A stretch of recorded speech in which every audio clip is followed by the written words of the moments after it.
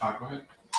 So I'm pretty confident that if it was changed to 40 years, it would fall well below the threshold of the National Vital Statistics Report.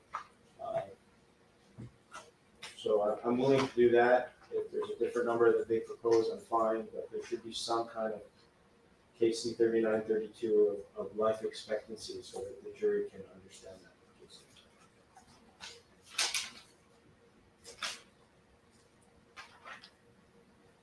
Where's that chart in the cases? Oh, here it is.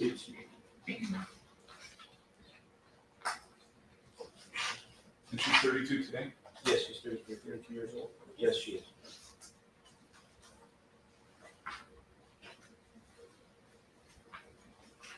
It appears to be correct. This is 50.3 and they've got 50. All right, I'll give 3932 over plaintiff or defendant's objection. Thank you. All right, plaintiff proposed 3901. I think I already gave 3901. Is that not correct?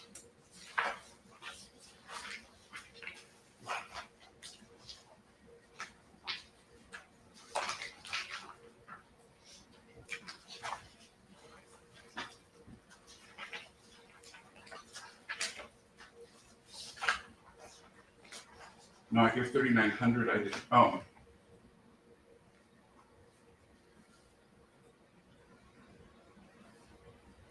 Your Honor, Yeah. So 3901 is only if liability has been established, not contested. I apologize. That's an error. Okay, so that's withdrawn? Withdrawn. Okay.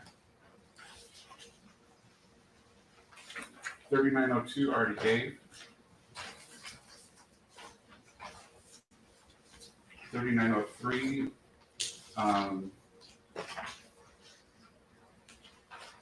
I did not give, but I think that was proposed by the defense. That's correct, Your Honor.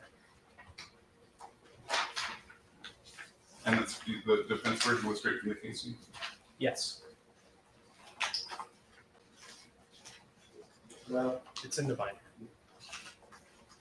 the one that I did, Your Honor, is from the KC, which seems to have a lot more words than theirs.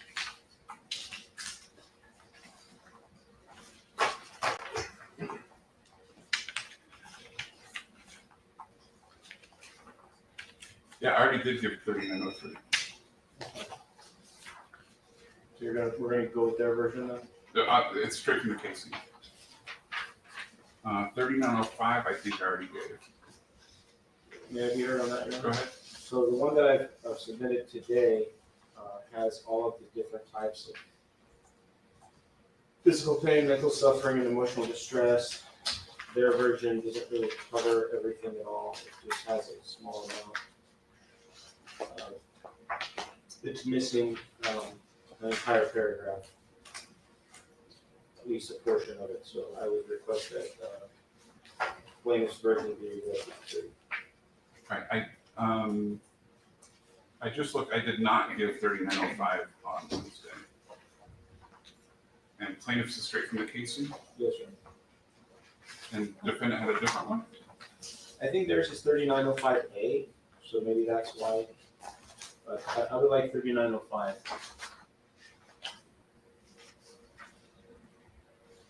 Your Honor, I believe the difference is that 3905 and 3905A, we just submitted them as separate instructions, and plaintiff's counsel has combined them. Your Honor, I don't think I've combined them, but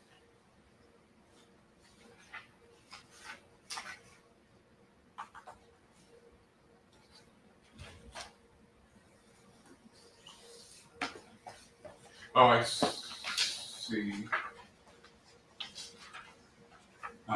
The defense proposed version does not define, doesn't cover. yeah, it's not the full instruction, so I'll give plaintiff's proposed instruction. Thank you. All right, 1600. I think I gave 1600, didn't I? I believe you did.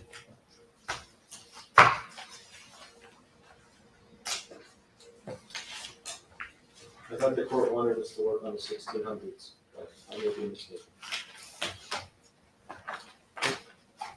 Your Honor, it was the 1602 instruction, which was the special instruction 4 we discussed earlier. I did give 1,600 already. I withdraw the objections less than 1,600. Okay.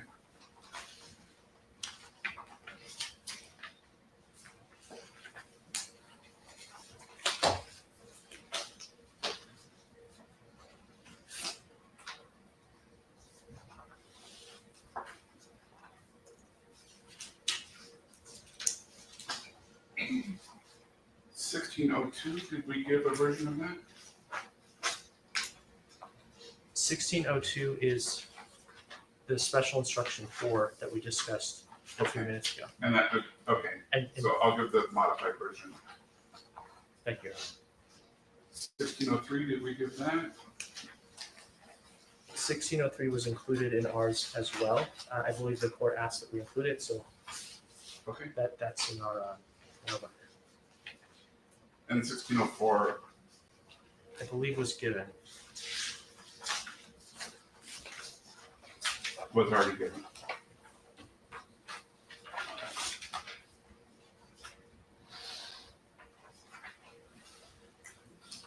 All right, and tell me we have an agreed upon verdict form. Unfortunately, we do not, Your Honor. Can you highlight the differences? Well, yes, Your Honor. So I've never seen it the way that they proposed it, with the preponderance of the evidence language. It's also something that they just created as a form that doesn't really reflect any type of special verdict that's really I've seen in any case before. I'm not sure what that is. So the one that I've done, Your Honor, I've done 2 different ones. The distinctions of the 2 that I've submitted is page 7 is added with respect to punitive damages. And the other version does not have the punitive damages. Question number 19. That is the only distinction between the 2 versions that I've filed with the court. And I did give a courtesy copy to the council. It was filed today at 12:19 a.m. with 2 different verdict forms. I did submit it to the court this morning without the caption of the attorneys, just so it would be somewhat of a neutral form. And I request that one of these be used, because the one that they've provided doesn't really follow the usual method. I don't think it even has a signature line. Let me see. No, I withdraw that, but it doesn't really cover it the way that's usually done from what I've seen. Thank you. All right, so I noticed the plaintiff's version has damages for each cause of action, which is duplicative multiple times over. It also doesn't include self-defense, and it also doesn't include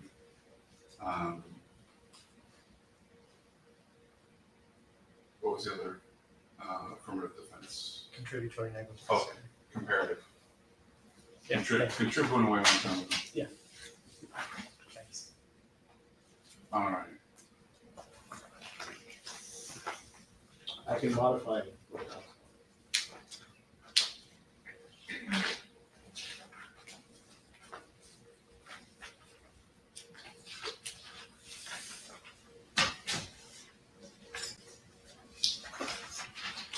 Your Honor, if I may.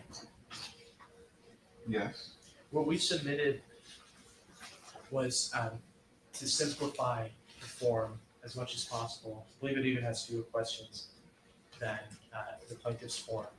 And that was after our discussion that the previous form was complicated, which we agreed. We believe this is clear cut. It includes all the issues.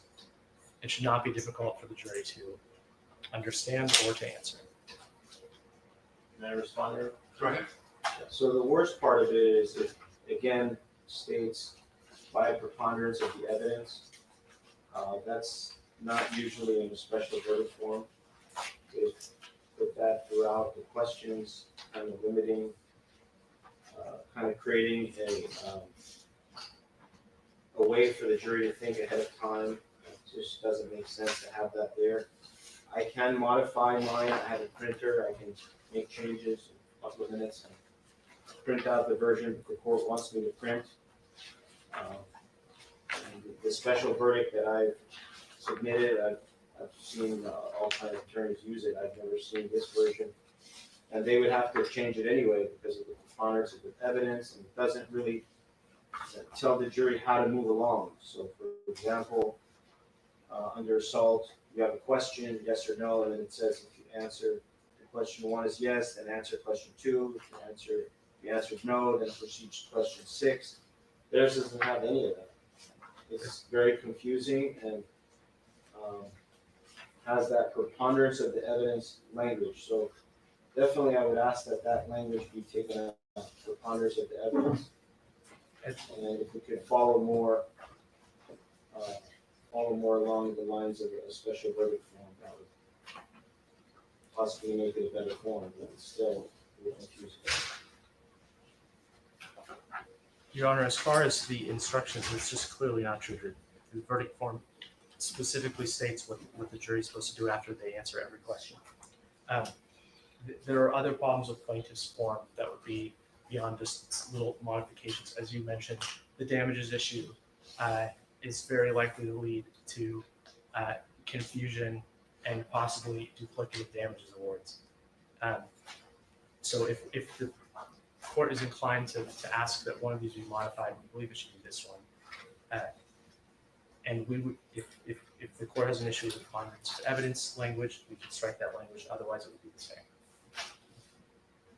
Can you strike it and print it within Yes. the next 5 minutes?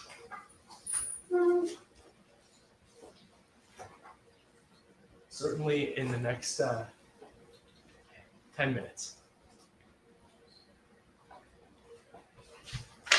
Be heard. Go ahead. So again, Your Honor, the way that they've had it is not the way that the Casey instructions read. The Casey instructions do not have these boxes. It's a confusing way. It doesn't allow the jury to really answer the questions. They have to just say yes or no for everything. It doesn't break it down. So for example, they're not able to answer the 4 parts of the question. For example, assault, it has 4 parts. And their form does not have the ability, the jury cannot answer the 4 different parts. They have to either go with everything or nothing. And that's not how a special verdict form or any verdict form is done. So I have a printer with me today. I can make changes. I can email it to the court if the court wants to do something with it. Their form doesn't cover any of these questions for any of them. Either it's all or nothing, and that's not how a special verdict form reads. So I would ask that the court allow. I'm just inclined to do a general verdict at this point in time. I'm willing to accept that, if that's what the court wishes to do, but theirs is really off base, and it does not cover all the 4 parts. Your Honor, there's multiple causes of action. Affirmative defenses that apply to some causes of action, but not others.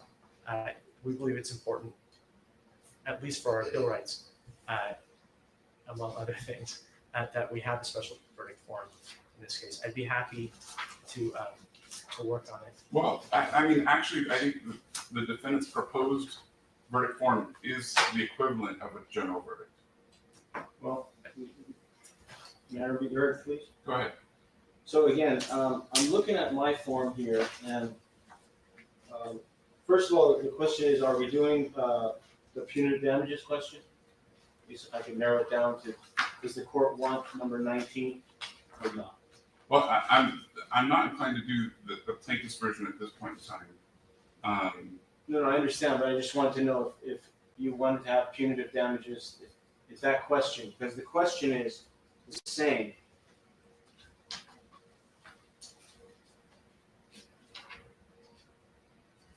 Your Honor, under the motion to bifurcate, the jury decides entitlement to punitive damages. Exactly. So here's my question on punitive damages in the defense's proposed version. You've got punitive damages attached to negligence. Was that your intention? Along with the instruction that it cannot be caused, that punitive damages are not awardable if the conduct was by mistake. I'm sorry, you're saying you can get punitive damages for negligence?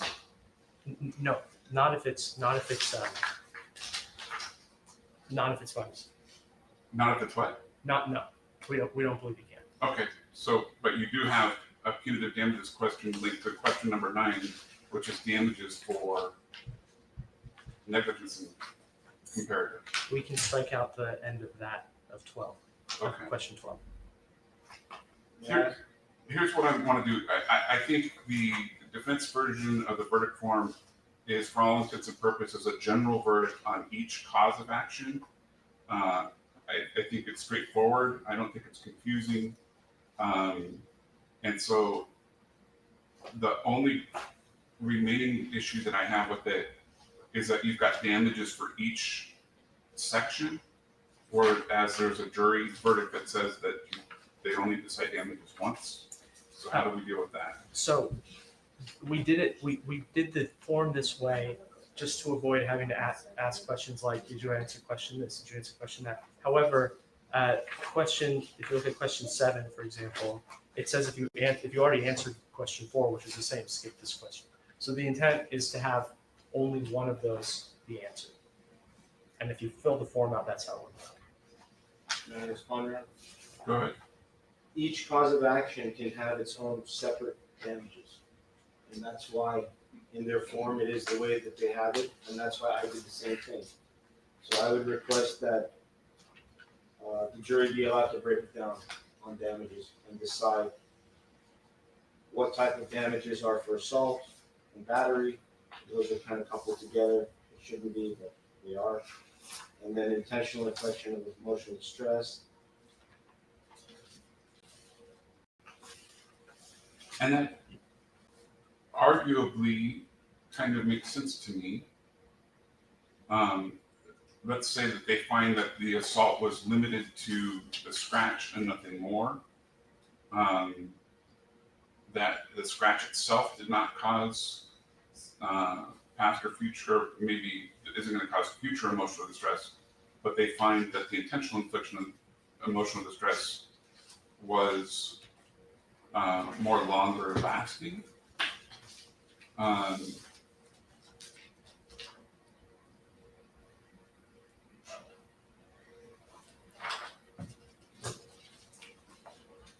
For example, Your Honor, have you heard? Go ahead. For example, they may find that there was an assault and battery and no intentional infliction of emotional distress. By removing the damages section, they would never be able to award any damages. So that's why I request that it at least be left there so that they could give damages to the parts that they wish to give. And counsel on both sides can argue duplication, don't give it twice, break it down. Your Honor, that would be incredibly complicated, difficult to separate. It wouldn't work. I understand your position, but there needs to be some way of ensuring that there's not duplicative damages at work. Your Honor, they have multiple attorneys on their end. They created this form.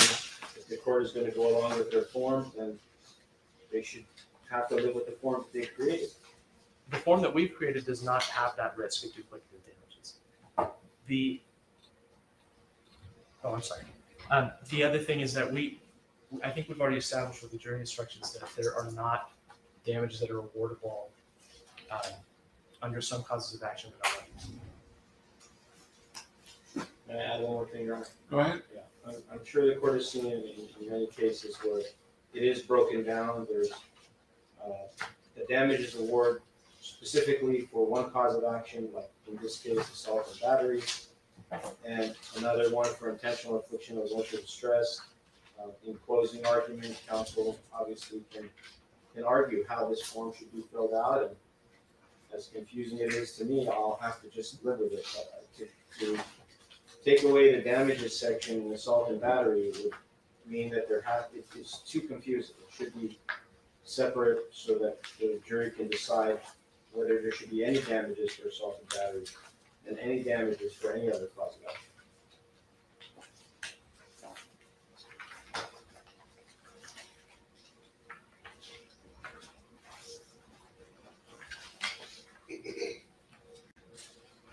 Your Honor, we could, in theory, have one question for the damages and just not duplicate them.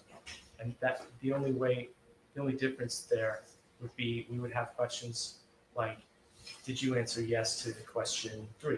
Did you answer yes? Like what we did with the punitive damages. That would be one way of doing this.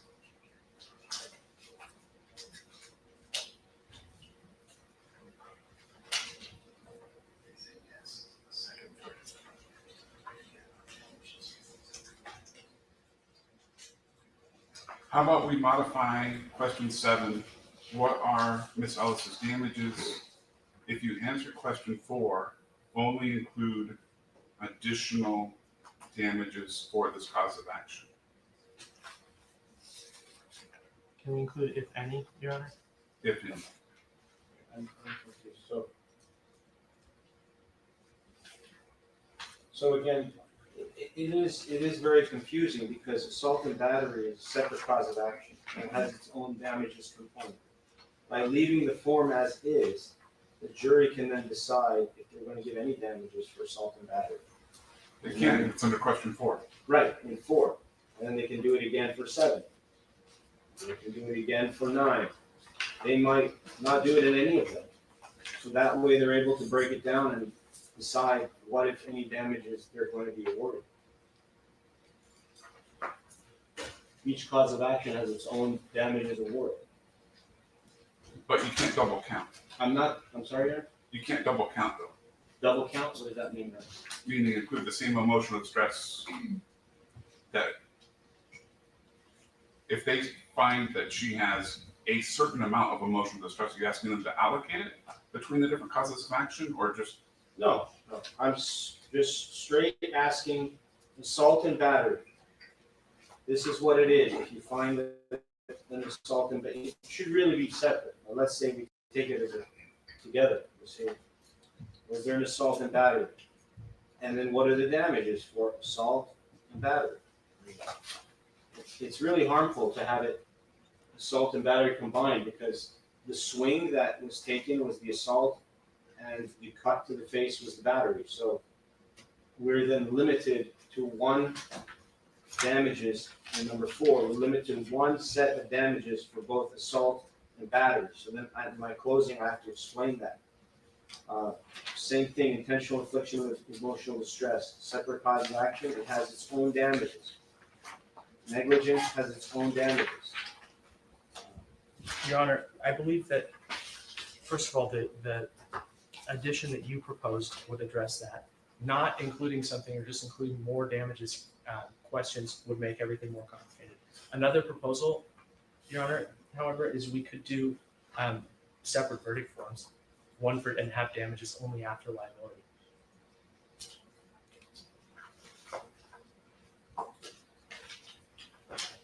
It would make things less complicated.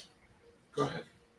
So yeah, separate verdict form complicates it even further. This is a form that defense has prepared. It was well thought out, and it doesn't even break down the 4 different parts of the question. If we're going to live with this, I ask that at least we have those damages for each section. I'm not going to ask for the same thing 3 times. It's going to be broke. If I'm going to do it, I'll break it down. This is worth this, the other is worth the other.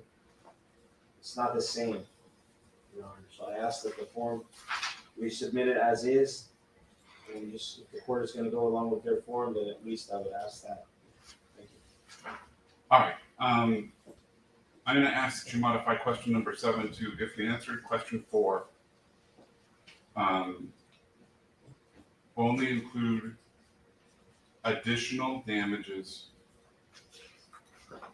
under this cause of action, if any.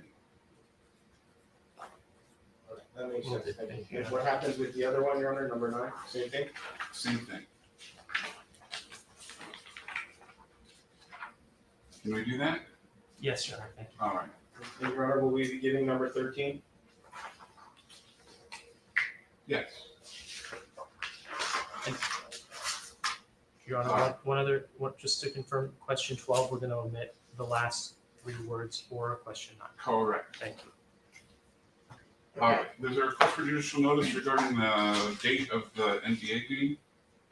Yes, there is. I did file that yesterday, and I served it a copy on defense counsel. And I'm sorry, what was the testimony of the date that the photograph was taken? Ms. Almanzar stated that that the photo was taken on the date of the NBA All-Star Game, which was the date of the accident, the date of the incident of February 24, 2018, about 6:30 p.m. She testified that that's when the photograph was taken, and her nails looked like that on that date. There's no question that the All-Star Game was on February 18th of 2018, so it's just a clarification so that the jury is clear of when the game is. This is common knowledge.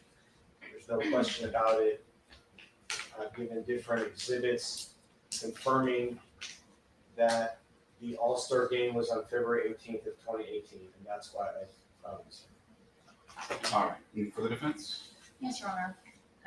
What Mr. Rosen is saying is absolutely false. I'd like to read what my client testified to. Cardi, I'm going to put this in front of you. Cardi, can you please look at this photograph and tell me, do you recognize this? Answer, yes. Question, what's this photograph? Answer, that is me out here in LA at the All-Star Weekend NBA game. Question, does this picture refresh your recollection about what your hair color was that week? Answer, yes. What color was it? Answer, I'll say Read like, more slowly, please. sure. Answer, I'll say like an ashy, dirty blonde. Question, can you see your nails in that photo? Answer, yes. Question, were you wearing acrylic nails or some other type? Answer, acrylic. Question, I think you testified yesterday that acrylic nails can last you up to 2 weeks. Is that right? Answer, yes. Question, are those the nails you had the entire time you were in LA? Answer, yes. And I can continue reading, Your Honor, but nowhere does my client say that this was taken on February 24, 2018. She doesn't reference a date. And Mr. Rosen represented this to you twice last Wednesday, that the court was advised and everybody was advised that it was on February 24th of 2018. He later said she testified that she got this picture taken on the same day. She testified under oath that at 6 p.m., he just said 6:30, on February 24th, 2018, that this picture was taken. That's absolutely false, Your Honor. I'd be happy to provide a copy of the transcript to the court. Okay. May I respond? And one other thing, Your Honor, Go ahead. my understanding under California law is that you can't take judicial notice of the truth of the contents of a website. And there is case law on point I could refer the court to. Well, I'm not necessarily worried about that. I'm just worried about whether, I don't think that there was any representations of the date it was taken. She did just reference it generally, but the substance of the testimony was that she had those nails for the entire time that she was here. So whether it was taken on one day or a different day, I don't think that's material. May I respond? Go ahead. So,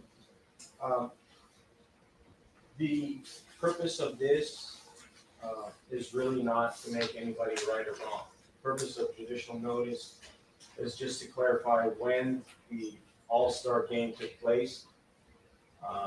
And the second half of it is when the photograph was taken. There's overwhelming evidence attached from different news outlets. There's Again, is it material, the date? She said she had those nails for the entire week. it's material, Your Honor, because the defendant testified that that's what she was wearing later in the day, exact same day. She had those nails. You have testimony all over the place about the fact that this photograph was taken on the same date of the All-Star Game and the same date of the incident. What was the error there is that the All-Star Game was on February 18th of 2018, and The court said that we didn't have credible evidence at that time about it, so that's why the judicial notice was prepared so that the court can see for itself that the All-Star game was on February 18th of 2018. Okay, I'm gonna deny the request for judicial notice. All right, are we otherwise ready? There's one more thing, Go ahead. the court asked that I prepare a statement regarding the death of John Sherritt. Okay. You have that? Yes, I do. I did give it to the court. It would say plaintiff testified that she treated with John Sherritt MD in relation to this case in 2018. It is undisputed that Dr. Sherritt died on March 5th, 2021.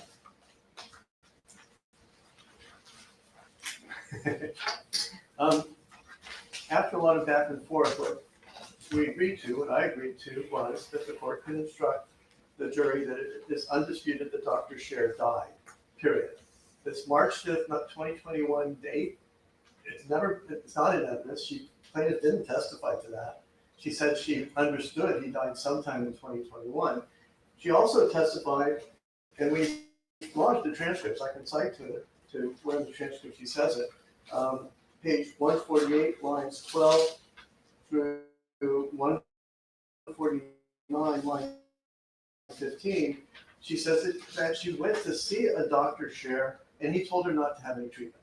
So this assertion that plaintiff testified that she treated with John Sherritt is not supported by the evidence.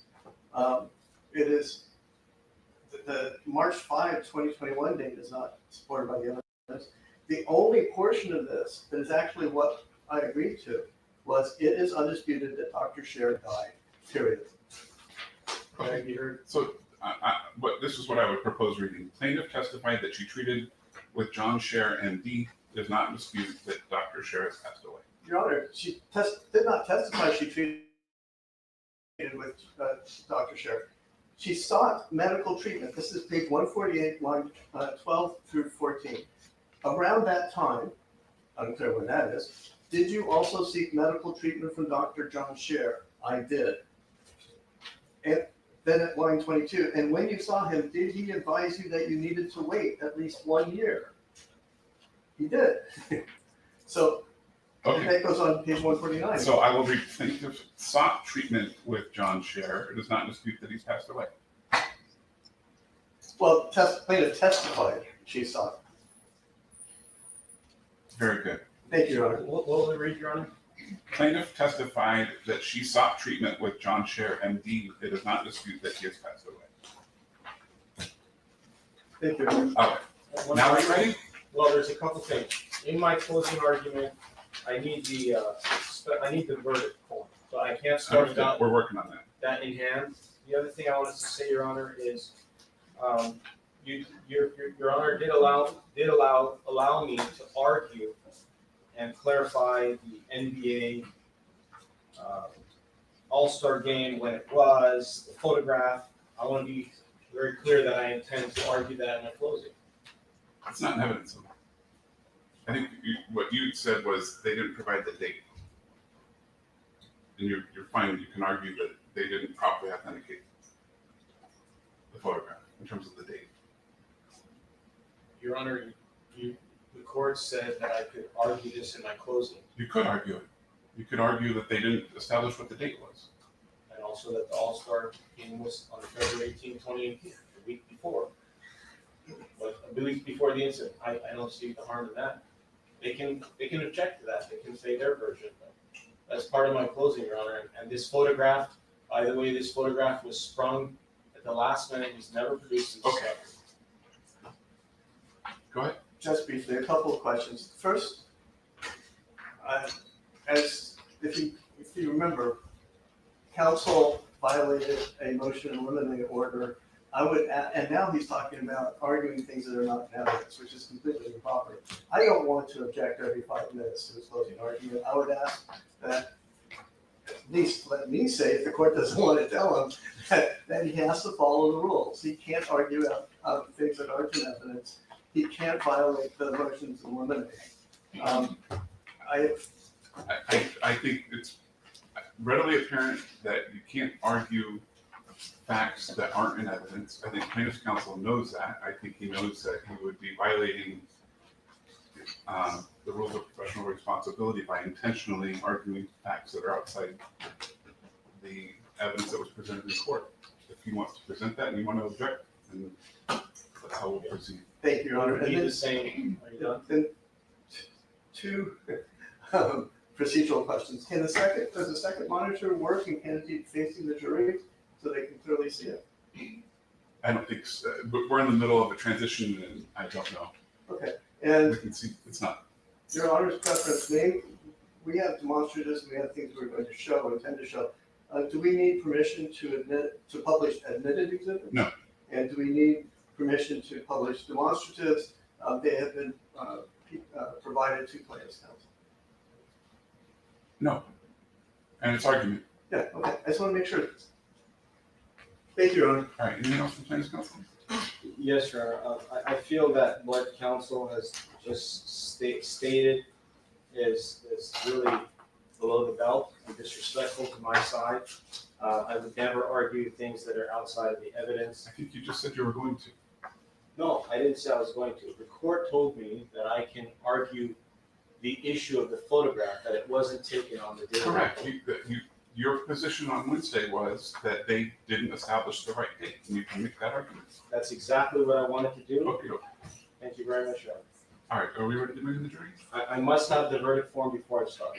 All right, They're being printed right now. let's move in.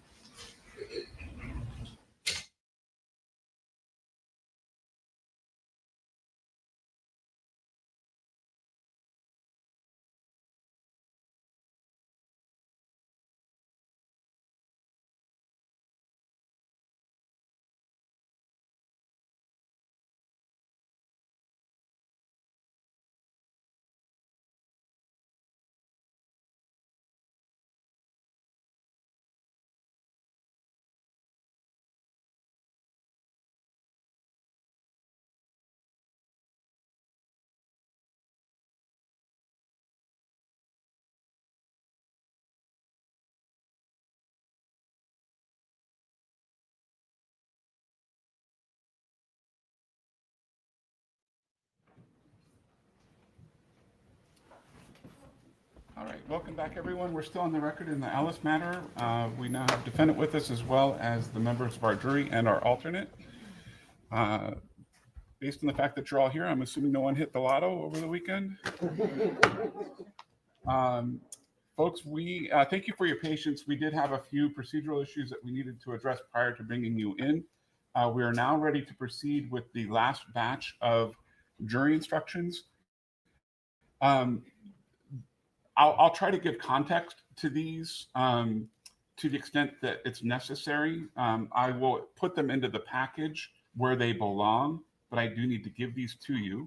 And we're going to relieve the court reporter of her obligations to report these by stipulation of the parties. Okay, here we go.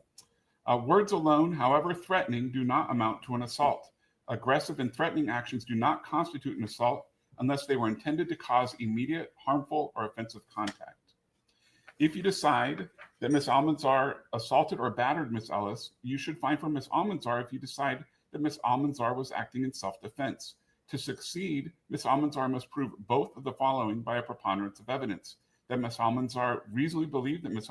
Ellis was going to harm her, and that Ms. Almanzar used only the amount of force that was reasonably necessary to protect herself.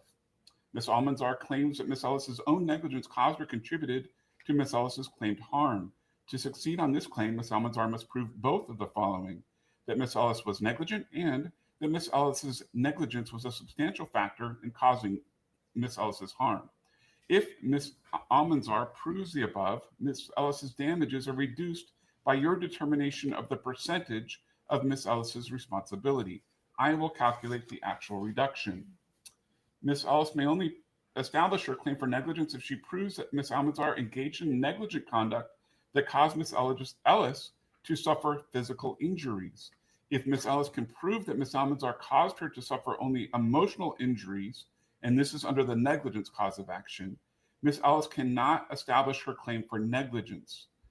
Emotional distress includes suffering, anguish, fright, horror, nervousness, grief, anxiety, worry, shock, humiliation, or shame. Ms. Ellis claims that Ms. Almanzar assaulted her. To establish this claim, Ms. Ellis must prove all of the following: that Ms. Almanzar acted with the intent to cause harmful or offensive contact, that Ms. Ellis reasonably believed that she was about to be touched in a harmful or an offensive manner, that Ms. Ellis did not consent to the conduct, that Ms. Ellis was harmed, and that Ms. Almanzar's conduct was a substantial factor in causing Ms. Ellis's harm. A touching is offensive if it offends a reasonable sense of personal dignity. Words alone do not amount to an assault. Outrageous conduct is so extreme that it goes beyond all possible bounds of decency. Conduct is outrageous if a reasonable person would regard the conduct as intolerable in a civilized society. Outrageous conduct does not include insults, threats, indignities, annoyances, hurt feelings, petty oppressions, bad manners, or other trivialities that a reasonable person is expected to endure. Outrageous conduct also does not extend to profanity, obscenity, or abusive language without circumstances of aggravation. In deciding whether defendant's conduct was outrageous, you may consider, among other factors, the following: whether defendant abused a position of authority or a relationship that gave her real or apparent power to affect plaintiff's interests, whether defendant knew that plaintiff was particularly vulnerable to emotional distress, and whether Ms. Almanzar knew that her conduct would likely result in harm due to mental distress. Under factor A, which is the position of authority, examples of positions of authority or relationships of power include an employer to his employee, an insurer to its insured, a landlord to his or her tenant, a hospital to its patients, an attorney to his or her client, or a religious institution to its members.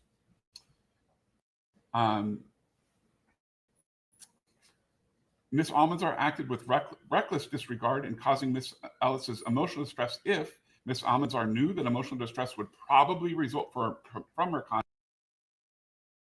conduct, or Ms. Almanzar gave little or no thought to the probable effects of her conduct. If you decide that Amani Ellis suffered damages that will continue for the rest of her life, you must determine how long she will probably live. According to the National Vital Statistics Report, a 32-year-old female is expected to live another 50 years. This is the average life expectancy. Some people live longer, others die sooner. The published information is evidence of how long a person is likely to live, but is not conclusive. In deciding a person's life expectancy, you should also consider, among other factors, that person's health, habits, activities, lifestyle, and occupation. Ms. Ellis seeks damages from Ms. Almanzar under more than one legal theory. However, each item of damages may be awarded only once, regardless of the number of legal theories alleged. You will be asked to decide whether Ms. Almanzar is liable to Ms. Ellis under the following legal theories: battery, assault, intentional infliction of emotional distress, and negligence. Ms. Ellis's claimed damages are recoverable only once under all of the above legal theories. And the verdict form breaks that down for you. The following are specific items of non-economic damages claimed by Amani Ellis: physical pain, mental suffering, and emotional distress. No fixed standard exists for deciding the amount of these non-economic damages. You must use your judgment to decide a reasonable amount based on the evidence and your common sense. To recover for future physical pain, mental suffering, loss of enjoyment of life, disfigurement, physical impairment, inconvenience, grief, anxiety, humiliation, emotional distress, Amani Ellis must prove that they are reasonably certain to suffer that harm. For future physical pain, actually, I think, okay, no, we're fine. For future physical pain, mental suffering, loss of enjoyment of life, disfigurement, physical impairment, inconvenience, grief, anxiety, humiliation, and emotional distress, determine the amount in current dollars paid at the time of the judgment that will compensate Amani Ellis for that future physical pain, mental suffering, loss of enjoyment of life, disfigurement, physical impairment, inconvenience, grief, anxiety, and humiliation, and emotional distress. If you decide that Ms. Almanzar's conduct caused Ms. Ellis's harm, you must decide whether that conduct justifies an award of punitive damages against Ms. Almanzar. The amount of punitive damages, if any, will be decided later. You may award punitive damages against the defendant only if plaintiff proves by clear and convincing evidence that Ms. Almanzar engaged in that conduct with malice, oppression, or fraud. If you define that defendant accidentally harmed plaintiff, punitive damages are not appropriate and should not be awarded. In deciding whether or not to award punitive damages against the defendant, you may consider whether defendant's acts were the consequence of a sudden heat of passion that was provoked by plaintiff. Malice means that defendant acted with intent to cause injury, or that a defendant's conduct was despicable and was done with a willful and knowing disregard of the rights or safety of another. A defendant acts with knowing disregard when a defendant is aware of the probable dangerous consequences of her conduct and deliberately fails to avoid those consequences. Oppression means that a defendant's conduct was despicable and subjected the plaintiff to cruel and unjust hardship in knowing disregard of the plaintiff's rights. Despicable conduct is conduct that is so vile, base, or contemptible that it would be looked down on and despised by reasonable people. Fraud means that the defendant intentionally misrepresented or concealed a material fact and did so intending to harm the plaintiff. During the trial, plaintiff testified that she sought treatment from John Scher, MD. It is not in dispute that Dr. Scher has passed away. All right, ladies and gentlemen, that concludes the additional jury instruction, and we're back on the record with the court reporter. That concludes the additional jury instructions that we are adding to those instructions that I previously read. At this point in time, it is the time for the attorneys to give you their closing arguments. Please keep in mind my instructions regarding the facts in this case. You are the ones who are to determine the facts, and to the extent that the attorneys argue facts that you do not believe were proven during the trial, please rely on your own finding of what the facts are. And similarly, to the extent that the attorneys argue law that is contrary to the law that I've just given you, please rely on the law that I gave you. And with that, is plaintiff prepared to give your closing argument? Yes, Your Honor. I would just ask for a quick sidebar for a moment, please.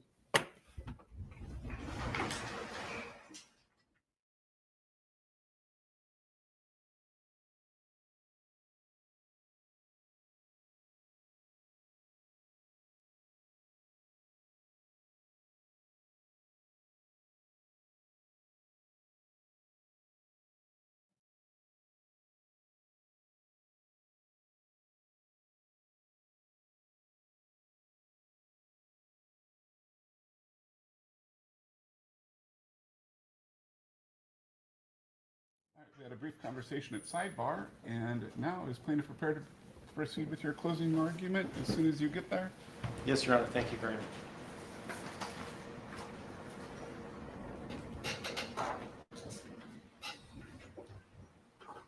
And just for any members of the gallery, if you are not a member of the press and you don't have a sheriff's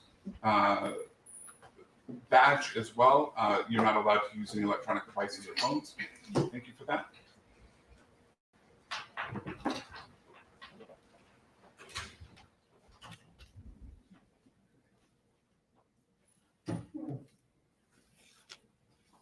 Thank you all for coming back today.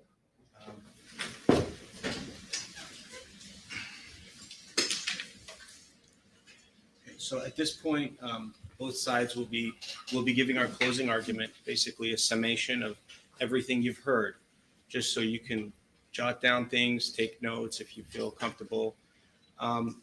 So you all heard all of the evidence in this case, and the distinction between a civil case and a criminal case are different. And what that means is, in a civil case, our proof, what has to be in the box, is greater than 50%. Touch more than 50%, maybe a featherweight more than 50%. 51%. It's not 100%. The standard is a little bit more than 50%. In this case, you've heard lots and lots of testimony. We've had the plaintiff who's testified. We've had the plaintiff's mother who's testified. We've had the plaintiff's grandmother who's testified. Those three witnesses explained their recollection about the scar. There was testimony that the scar or the cut came from this incident. That's a very, very important fact. There's really nothing to contradict that.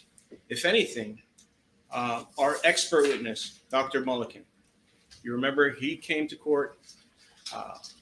He's a very well-respected doctor that specializes in plastic surgery.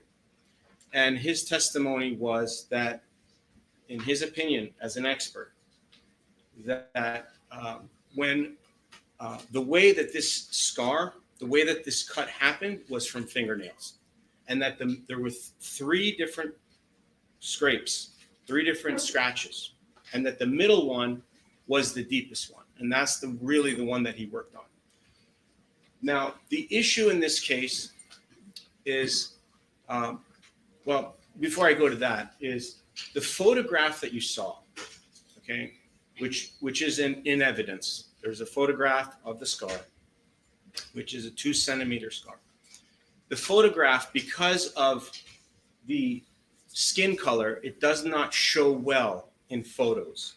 The cut that was on the face does not show up as well. So you may have to really look at it deeper than just had it been someone else. The other thing that I wanted to highlight is I really just don't understand. The defendant came here, used all of this foul language. This is a court of law. You cannot speak this way in a court. I have never seen this before. And for her to use all of those words, F word, B word, all these different words, it's a disrespect to us. It's a disrespect to the judge. It's disrespect to this courthouse. You cannot come to court and say these kind of words. It's just disrespectful. And just because Miss Almanzar, also known as Cardi B, is a celebrity, doesn't mean that she could just say and do whatever she wants and attack people. Okay, if you recall, just to give you a little bit of background about Miss Ellis. When she was 19 years old, she moved out of her house. She went to college. She's a college graduate. She has a bachelor's. She went on to become a security guard for 4 years, from 2014 to 2018. She did whatever she needed to do to become a licensed security guard. And she did that job. And when this incident happened in 2018, that was cut off. She lost her future in security work, in something further, whether it's FBI, police, attorney, whatever she wanted to do. This incident cut it off. No more. Because of the trauma that she sustained. And I get it. There were doctors who gave their opinions. For example, the defense brought Dr. Rosenberg. Nice guy, gentleman. He complimented me. Maybe he's doing that because he's a psychiatrist and he knows what to say to twist everything. But the point is, he got $40,000 to come here and basically tell us that the plaintiff didn't suffer any emotional injury. That's not the facts. The facts are that Monty Ellis was working as security guard. There was a change. Okay, it's very, very traumatic to be assaulted and battered. I can only imagine the embarrassment, the emotions, the pain that Miss Imani Ellis suffered.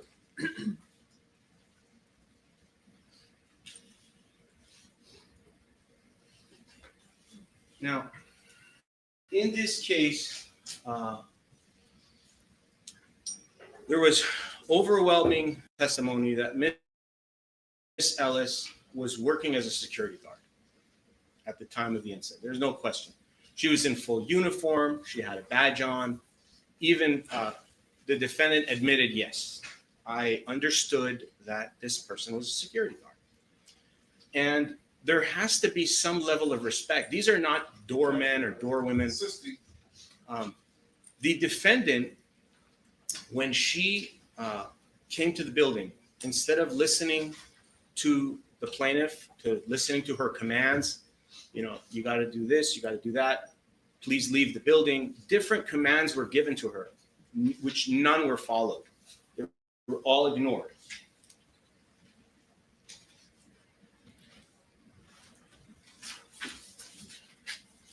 Instead, the defendant thought that, well, Miss Ellis was on her phone. She was telling people that I'm here. These were the thoughts that were going through her head at the time, and she's testified to those. However, that's not the case. Miss Ellis testified that she's never had a fight before. She's never done anything to harm anybody. She's never had any fight with anybody. And her mother and her grandmother also testified. She's a model citizen. She's a hardworking person. And she simply, her whole goal of doing this, to be here and sit here and go through this, is so she could move on with her life. Sometimes people have to be heard. So by you all being here and hearing everything that's gone on, you have given her a sense of closure where she can move on and go on to the next step and the next phase. She's only 32 years old, and she has plans. She has plans to do other things in her life. So we're very thankful that you gave us that opportunity. Each and every one of you, we're very thankful. The other thing I wanted to mention is the phone. It would be impossible for someone to be videotaping someone and be on a phone call at the same time. I tried it myself.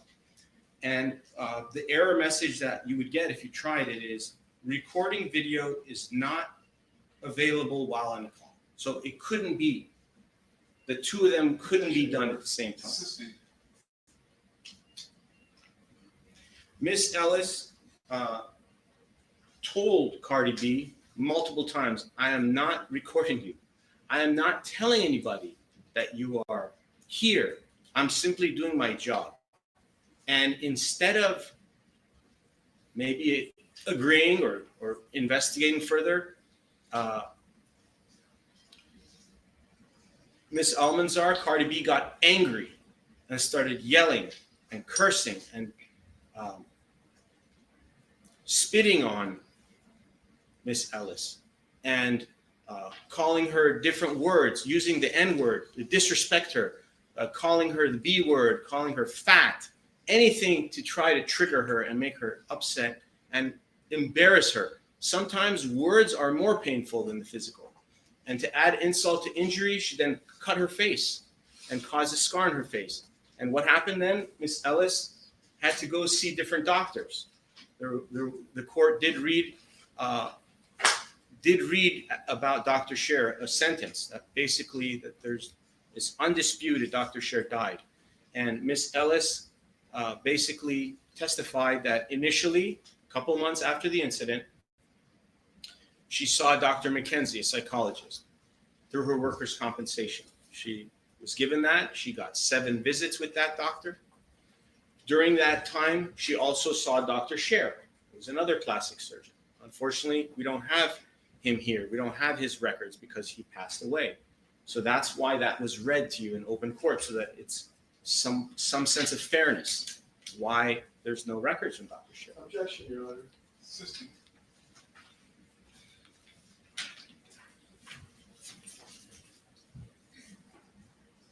Then we learned throughout the case that when Cardi B came to the building, she caused a disturbance. She was yelling and screaming at the top of her lungs, going crazy, yelling and screaming to the point where 2 other witnesses, Miss Malcolm, which was the secretary of the doctor, and Dr.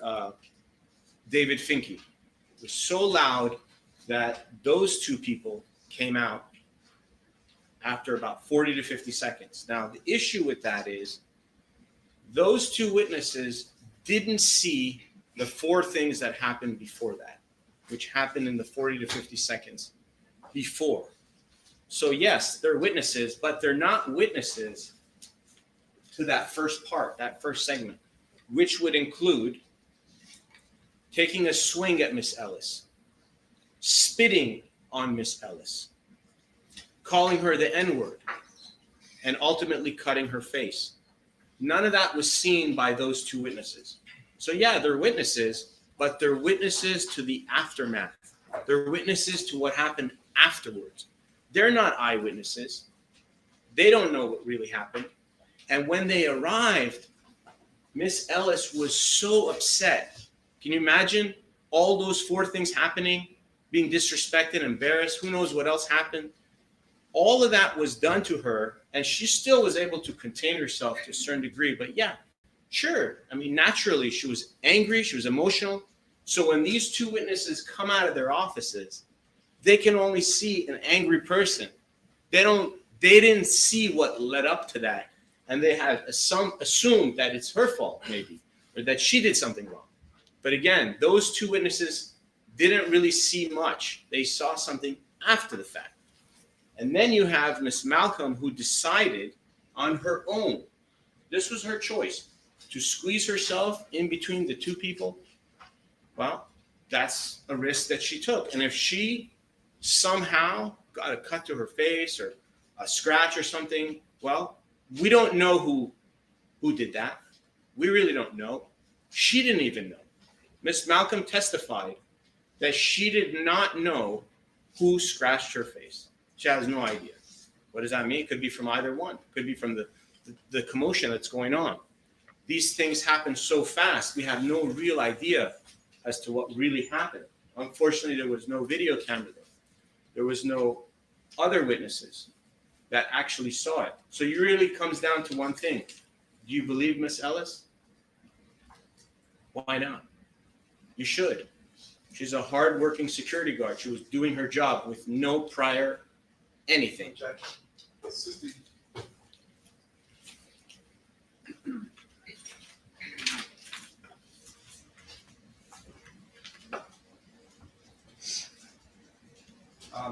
At some point during the trial, the defendant showed you Exhibit 232. If you all remember this photograph, Exhibit 232, this is a photograph. Now, the issue with this photograph is there's really no way to know the date that this photograph was taken. There's no way to know. We don't know when it was taken. Objection. There is no proof of when this photograph was taken. It could have been taken at any time, Objection, Mr. before or after the incident.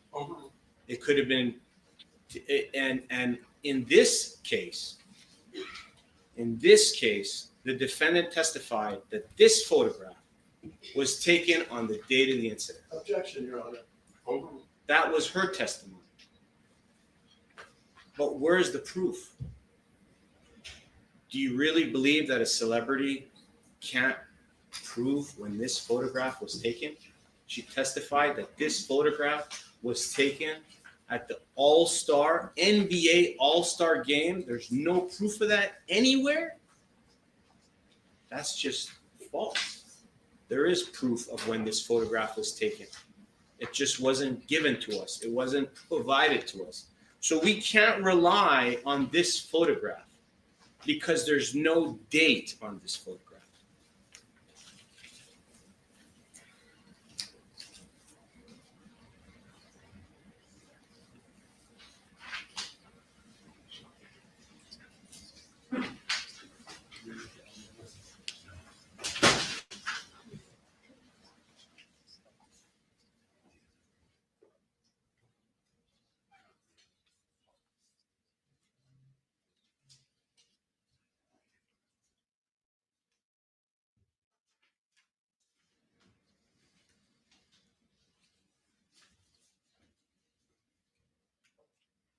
The next thing that Miss Ellis did is she made an incident report. 2 days after the incident, Miss Ellis wrote an email to her boss and followed what she was supposed to do to explain all of the details of what happened to her. And she did follow company policy and did what they asked her to do.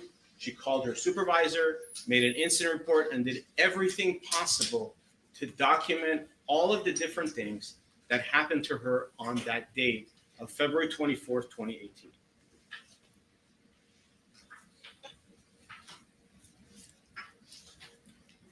The other important issue is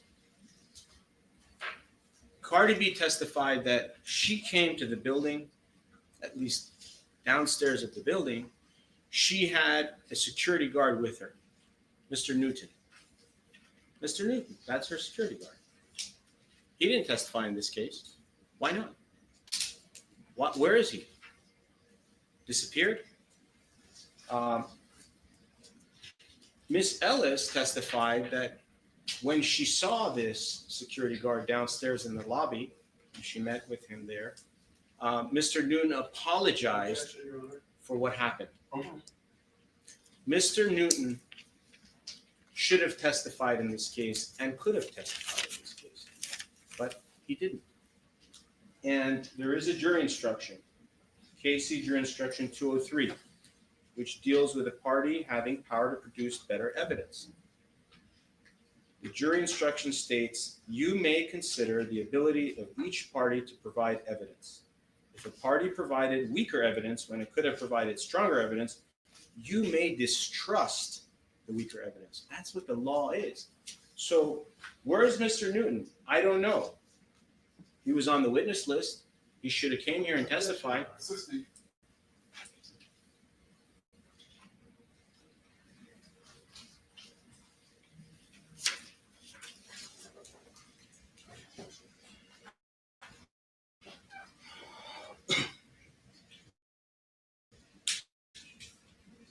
Another important fact is, if a witness is not credible on one point, you can disregard their entire testimony.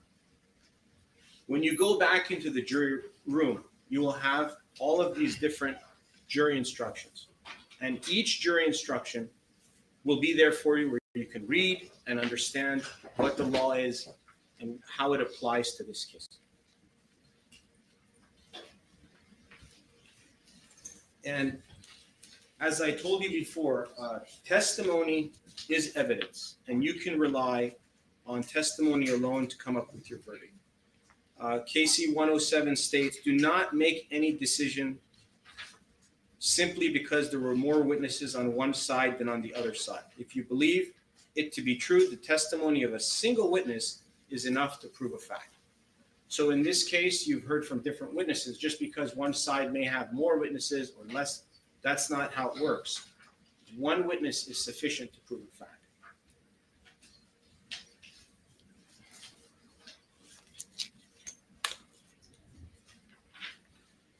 You initially heard that Ms. Ellis saw the Dr. Nicole McKenzie. Dr. McKenzie testified she's a psychologist. She treated the patient in her office, between her and other providers in her office, a total of 7 visits for a period of 8 months.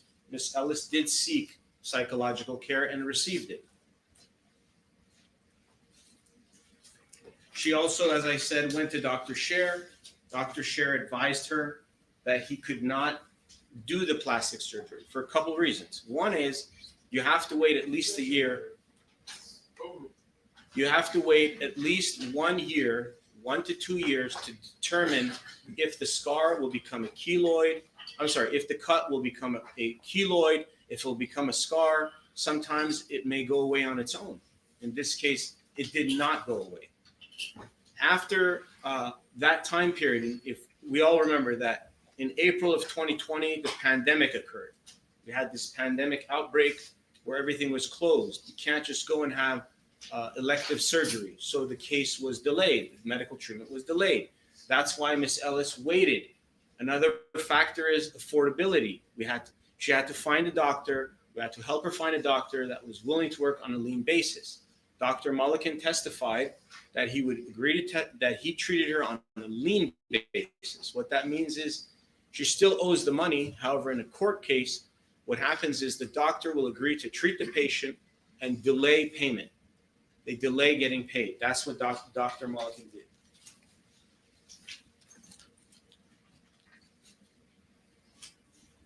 Dr. Mulliken testified that he fully examined Ms. Ellis. He then decided, with his expertise as a board-certified plastic surgeon, that it would be beneficial for Miss Ellis to have plastic surgery and have this done in a surgery center. 2 different surgeries were done over a period of 3 to 4 months so that Miss Ellis could,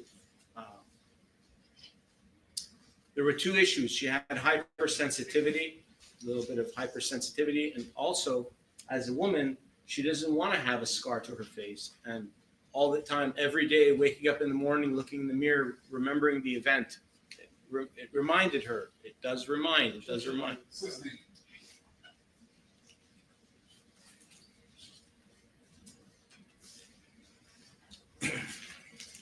Now, the defendant had the ability to hire their own plastic surgeon and have their own expert witness.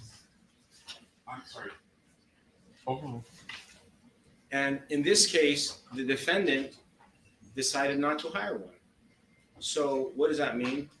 What that means is you really got to take what Dr. Mulliken says with a lot of importance, a lot of truth. There is no other doctor from the defense side. They could have spent money and hired somebody and had them testify here and tell us, yeah, Dr. Mulliken's work is no good, or she could have done something different, but we don't have that here.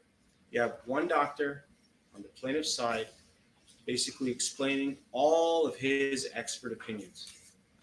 And he's a board certified plastic surgeon for 30 years. He's affiliated with UCLA and even testified that he, in his career currently, does teach medical students at UCLA to help them in their careers of becoming plastic surgeons themselves.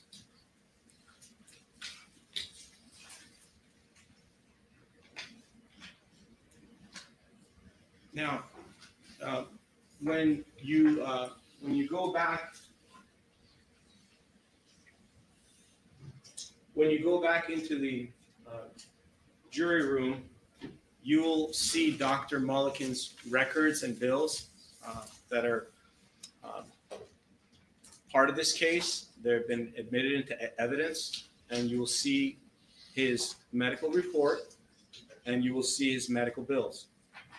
Those are admitted into evidence. You'll have that in the jury room, so you can see it for yourselves.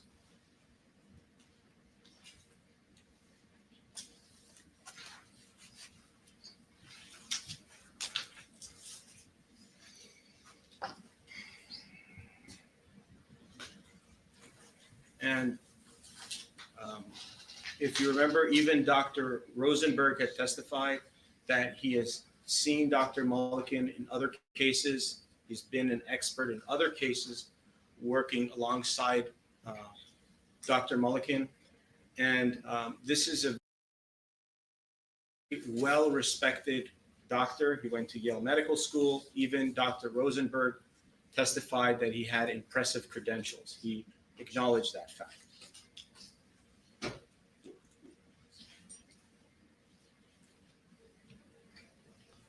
And the other thing that I wanted to discuss would be the fingernails. The Cardi B testified that most of the time she would have long fingernails of 3 inches. That's her style. That's what she did. And in this case, not only did she have these long, sharp fingernails, she also had rhinestones. If you remember Dr. Finke, he was a fingernail, that was his thing.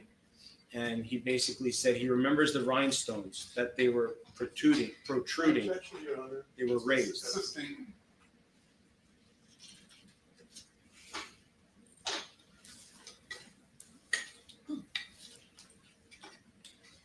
When Cardi B testified,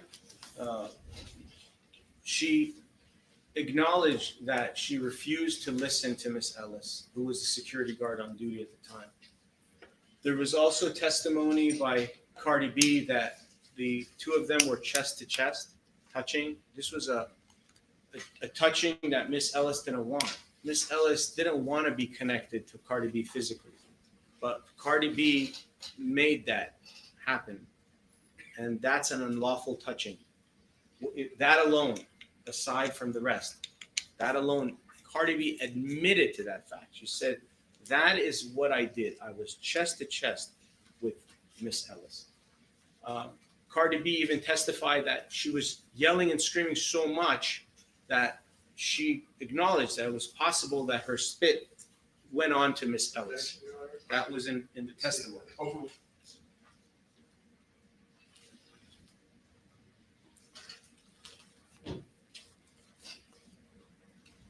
When Miss Ellis told Cardi B to leave the building, she should have left the building.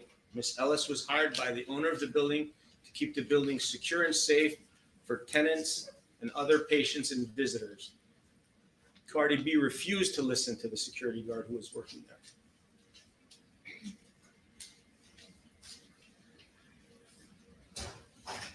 At some point, Cardi B caused such a disturbance that what she was doing was a trespassing. You cannot be on the property when the owner or an extension of the owner tells you you have to leave. You have to leave.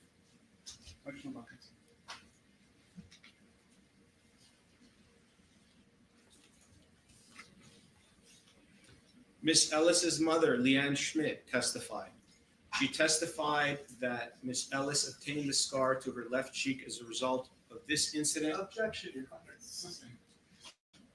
Miss Ellis's mother testified that she recalled seeing the scar after this incident.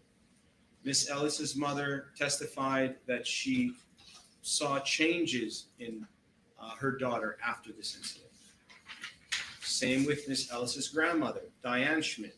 She also testified that she recalled seeing the scar after this incident and that she noticed a marked difference in Miss Ellis after the incident as her granddaughter.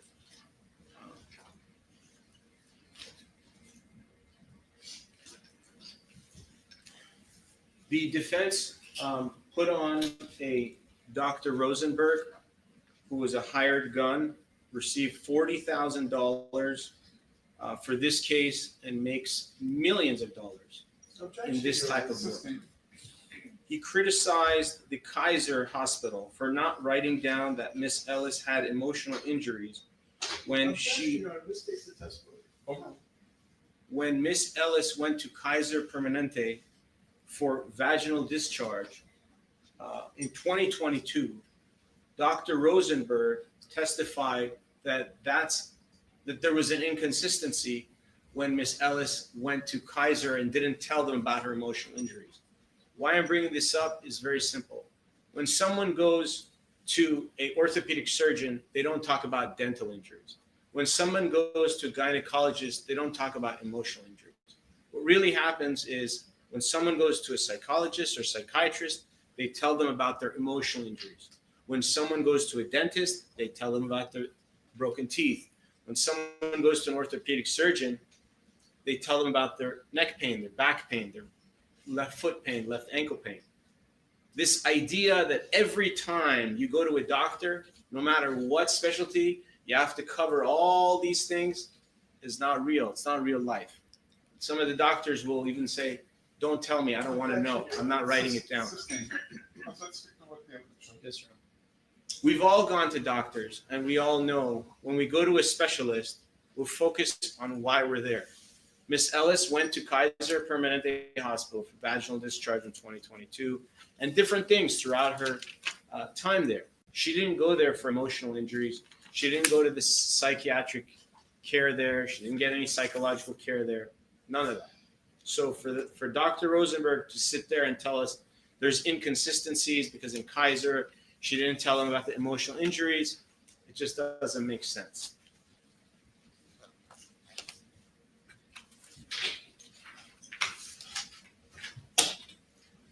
I want to talk a little bit more about Miss Malcolm. So I just want to remind you that when Miss Malcolm came out, 40 to 50 seconds had already transpired.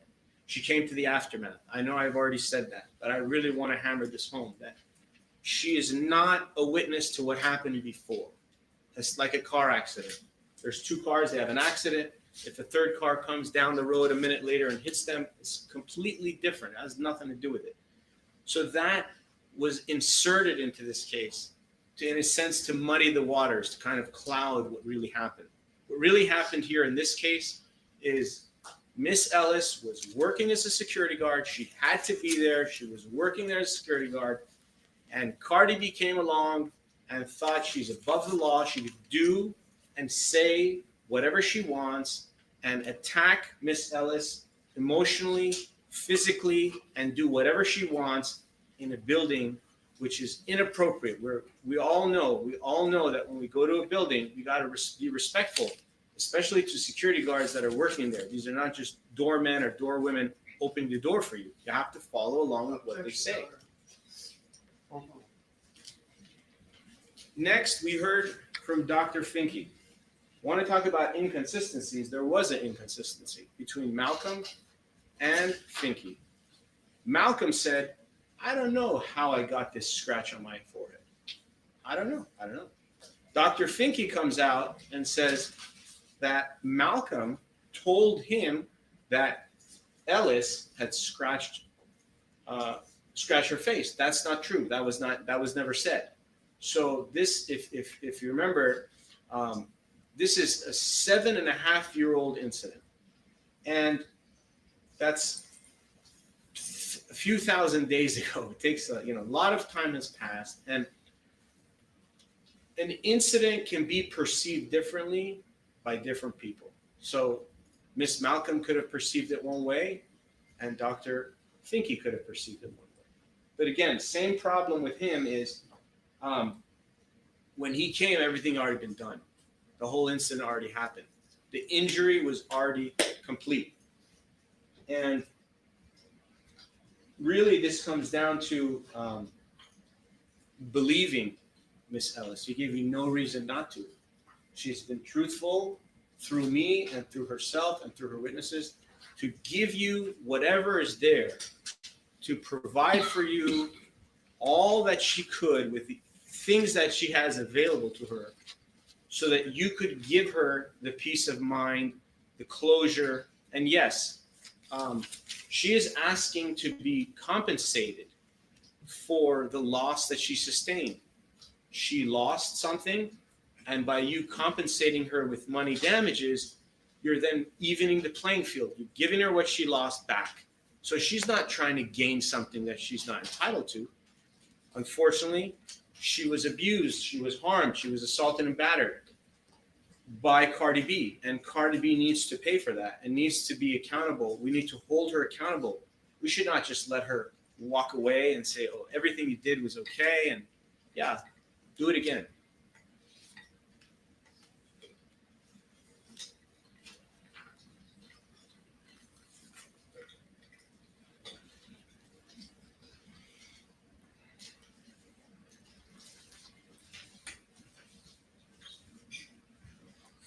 Now, in addition to seeing the two plastic surgeons and Dr. McKinsey, Miss Ellis also received another 12 visits of, she testified that she saw a psychologist, Dr. Avila, and other Objection, Your Honor. people in his office. Violation of the court's order. Move on.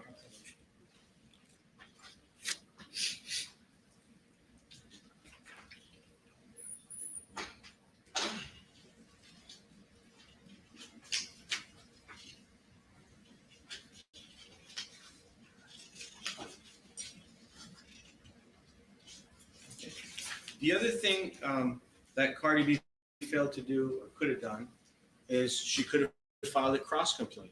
Objection, Your Honor.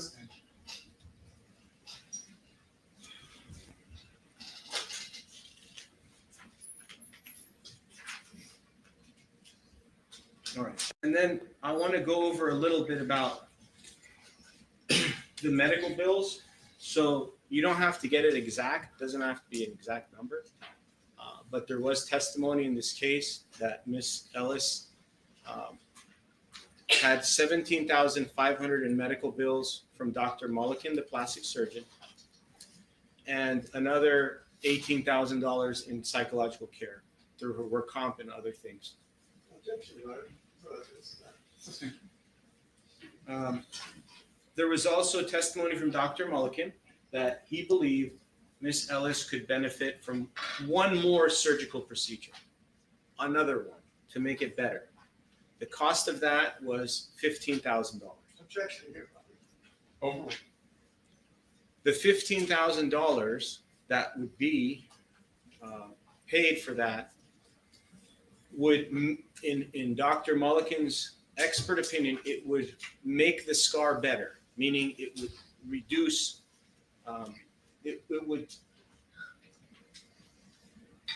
basically what I'm saying is there's still some scar on her face. And if you want to look at it, you're more than welcome. You can have her walk around, you can look at it for yourself. There is still some scar on her face. It's still there and still bothers her. So that's why I'm asking that not only you give her the $17,500 in her past medical bills for the scar, that you give her another $15,000 for the future scar revision treatment. She didn't deserve this. She didn't deserve to be scratched and cut and spit on and all these things. All of the things that happen to Miss Ellis are they're wrong. And we want to make this wrong right. And how can we do that? Through each one of you. You have the power to make this wrong right and close the books for Miss Ellis so she can move on with her life as much as she possibly could. And yes, the only way to do that right now for today's purposes is to reimburse her for the losses that she sustained. Those are the medical bills, the past, and the future. The other thing that is an important way of compensating Miss Ellis is for her pain and suffering. In every case where there's medical bills and there's medical damages, component of that is pain and suffering. There is really no way, there's no exact math to that. So for instance, if you said, I want to give her the $17,500, I want to give her the $15,000, and I want to give her another $250,000 for pain and suffering, you are allowed to do that. It is a number that you can come up with. During the 7.5 years that she's been suffering, you may say, I would like to give her $100 a day. For 1 year, that's $36,000. And for 7 years, that comes up to $270,000. We're not looking for millions of dollars like the defendant said. That's not what we're looking for. We're really looking for a simple amount of money that can make her whole, give her something that's fair so she can get some form of compensation, some form of closure, and move on with her life. That is all we're asking you to do.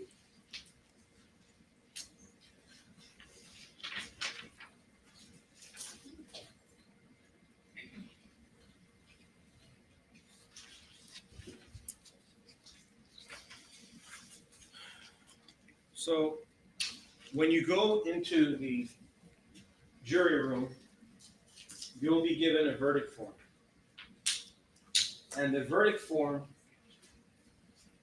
will basically state, it covers all of the different areas of this case. The first section A is the assault and battery. They are in a sense separate because the assault is the swing and the battery is the scratch and the cut to her face. However, it's very clear. Did plaintiff Imani Ellis prove all of the following elements of battery? And then it goes down, it breaks it down. Defendant Belcalis Marlenis Almanzar touched Miss Ellis with the intent to harm or offend Miss Ellis. Miss Ellis did not consent to being touched. Miss Ellis was harmed or offended by Miss Almanzar's conduct. A reasonable person in Miss Ellis's situation would have been offended by the touching. I would say that yes, all four of those have been done here. So when you get to that question, there is going to be on the right side, it's not broken down into 4 parts. It's all as a whole. So if you want to give money damages to Miss Ellis, you would check yes. Okay, and then you go to the next question.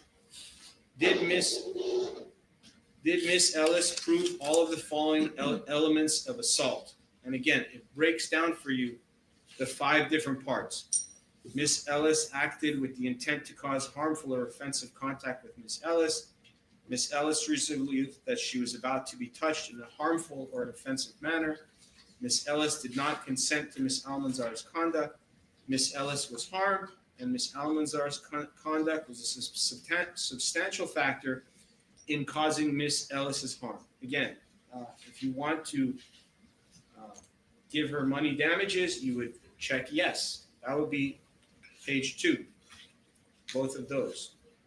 Then you have question number 3.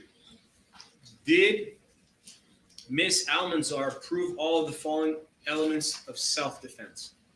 So the defense is trying to argue that all the things that Miss Almanzar did were in self-defense. There is no testimony of self-defense here. In fact, Miss Almanzar herself, her position was, I didn't touch anybody and nobody touched me. So self-defense, no. You would say no. Then you can go, then question number 4 speaks about the damages that she suffered. Past medical expenses. That's where you would put in an amount of money through the testimony that you heard and through all of the exhibits. You would put an amount of money that you believe Miss Ellis incurred in this incident. So you will have in the jury room exhibit number 4. You'll have exhibit number 4, it's been marked at the bottom right corner. You will have exhibit 4-1 through exhibit 4-6, and then it will skip over and you will go to the bills, which will be 4-13, 4-14, and 4-15. If you combine all of these bills, you will get $16,500. So past medical expenses would be $16,500. That would be what you would write there if you want to give her the cost of all the plastic surgery she had to go through up until now. The future economic loss is the future plastic surgery. Dr. Mulliken stated that Miss Ellis would benefit from a future plastic surgery of $15,000. So you would write $15,000 in that box. Pain and suffering. Again, there's past pain and suffering and future pain and suffering. The court read a time frame for you of how many more years Miss Ellis will live. And the jury instruction life expectancy, 3932, basically states that Miss Ellis will live for another 50 years. This is an estimate. It's not 100% certain, but it's the best estimate that we have based on all kind of statistics. She has 50 more years to live. So if you feel that she's going to suffer from this point forward, then you can award her money damages for the future.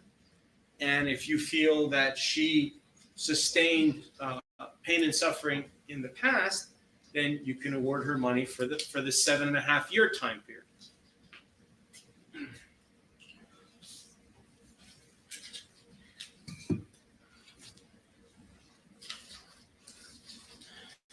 And again, you'll all have the jury instructions in the back when you go into the jury room. And the jury instruction on pain and suffering covers a whole bunch of different things. Very important. Very important.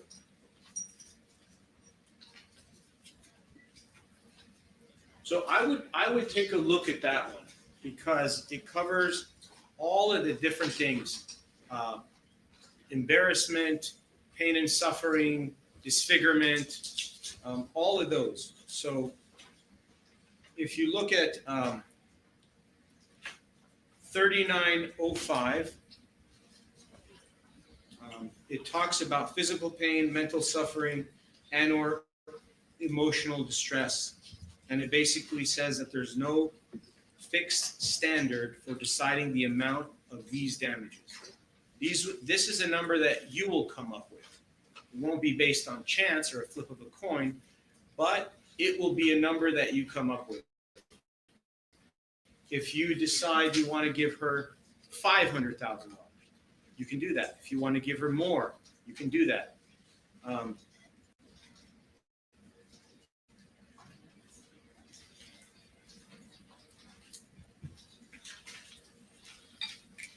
So for past non-economic loss, you should put a number there. Because if you don't, the award will be thrown out. You got to have at least $1 there. You got to award some kind of pain and suffering. It's required. Now, the amount would be up to you. A lot of times, some people say, well, 3 times medical bills, 10 times medical bills. This is an assault and battery. It's just not a simple car accident where it's just, some bumps and bruises. This is a serious, serious injury, very serious. And Miss Ellis has been suffering for the last 7.5 years. What kind of weight do we put to that? What kind of number do we attach to that? I don't know what number you're going to attach to that. But for purposes of now, for example, you could write $250,000 for the past pain and suffering. This was a violent attack. She was violated. She has a scar to her face now. She's gone through all kinds of medical treatment that she didn't have to go to. So much life was lost from her, time-wise. You can't get it back. All this time that she's lost and feeling embarrassed and all of that. What is the value of life? It's significant. We all went through the pandemic. We all went through the pandemic, and we realized that after the pandemic, the value of life is much greater because we realized what life is really about. Future non-economic loss. Again, that's going to be for the 50 years going forward. You could pick what number you feel. Maybe you feel she's recovered. Maybe you feel she deserves another 10 years. Maybe the whole 50 years. I don't know what it is.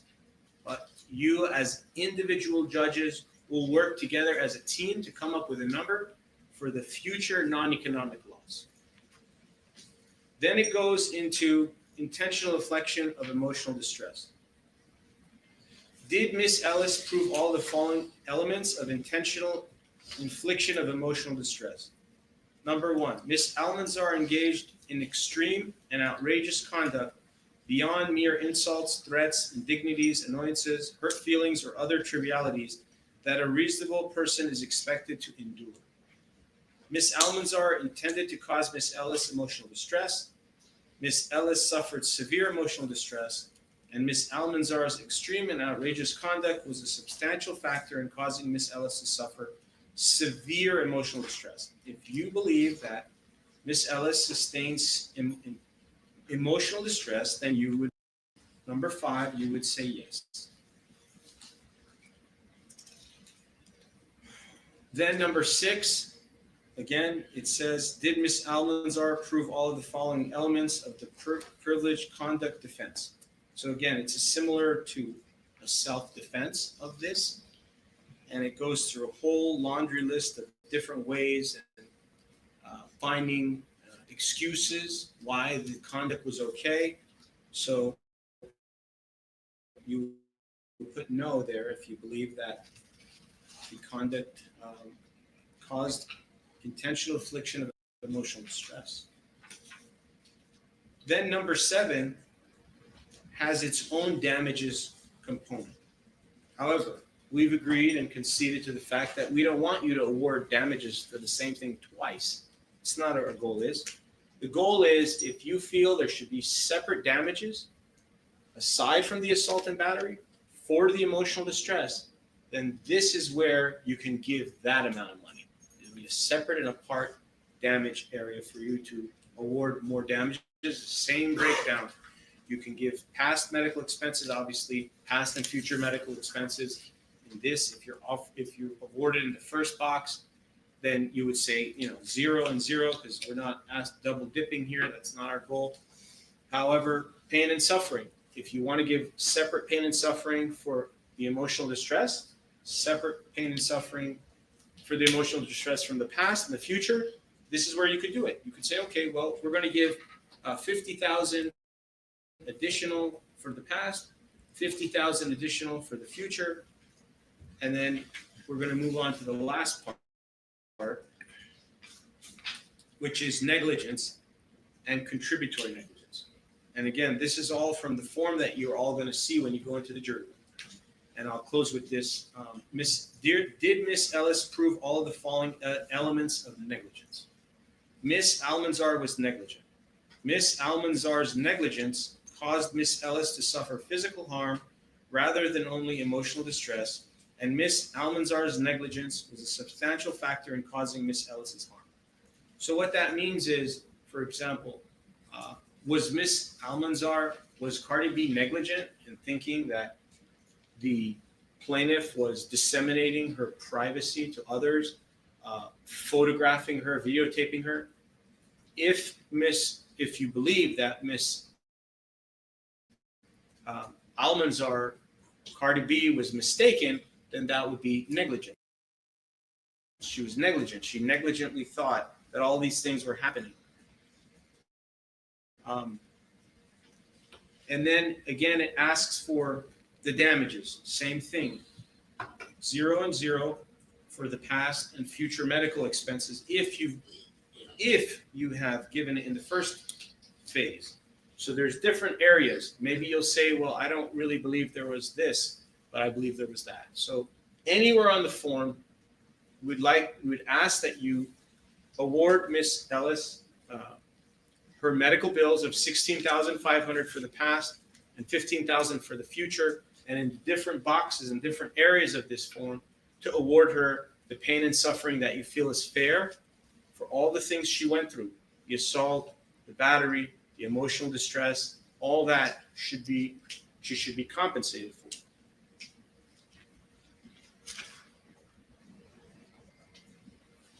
And then there's a box, did Miss Almanzar prove all of the following elements of contributory negligence? Miss Ellis was negligent. Miss Ellis' negligence was a substantial factor in causing her own harm. Well, Cardi B testified that Miss Ellis didn't touch her, didn't do anything. There was no physical contact. That was the testimony of Cardi B. So how can she say that there was contributory negligence? What did the security do wrong? So the answer would be no. And then it goes to number 11. What percentage of responsibility for Miss Ellis's harm do you assign to Miss Almanzar? Say 100%, and Miss Ellis, 0. And the final page deals with punitive damages. Did you answer question 4 or 7? And you look back, and if you did, which is the damages, then you put yes. And then it says, did Miss Ellis prove by clear and convincing proof that Miss Almanzar engaged in conduct with malice, oppression, or fraud? And then you would look at the case as a whole and kind of come up with your opinion. Did all of these things combined, did all of this thing that Miss Ellis went through? And remember, it's or, so it's either malice, oppression, or fraud. So if you agree that there was, then you would say yes here.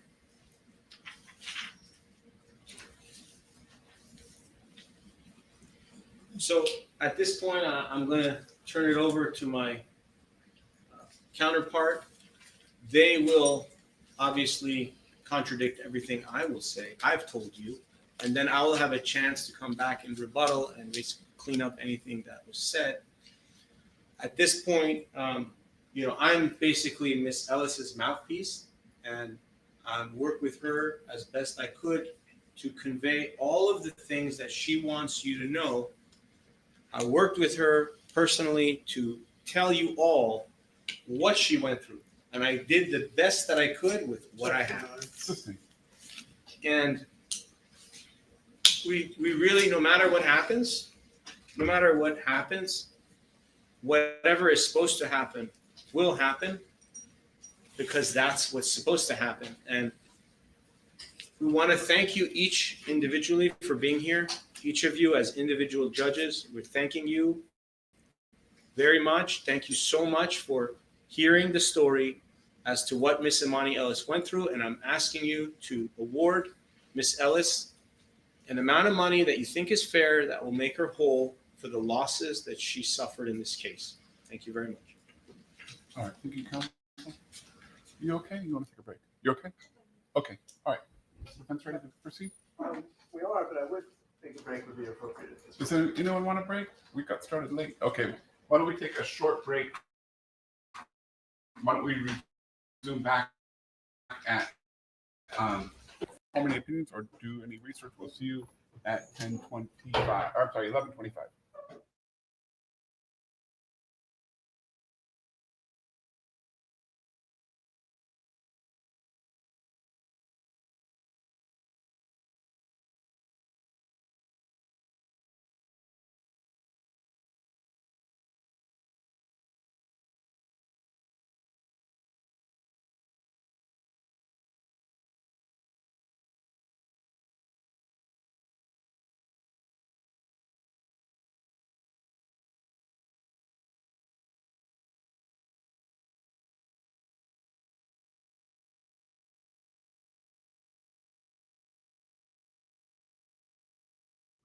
The modifier we, it's probably, I wasn't going to get into it, it's generally not proper to include yourself in terms of what we all went through, but that's why I was overruling the objections.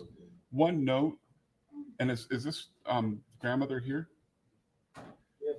Ma'am, can I have you step forward? Can I have you step forward?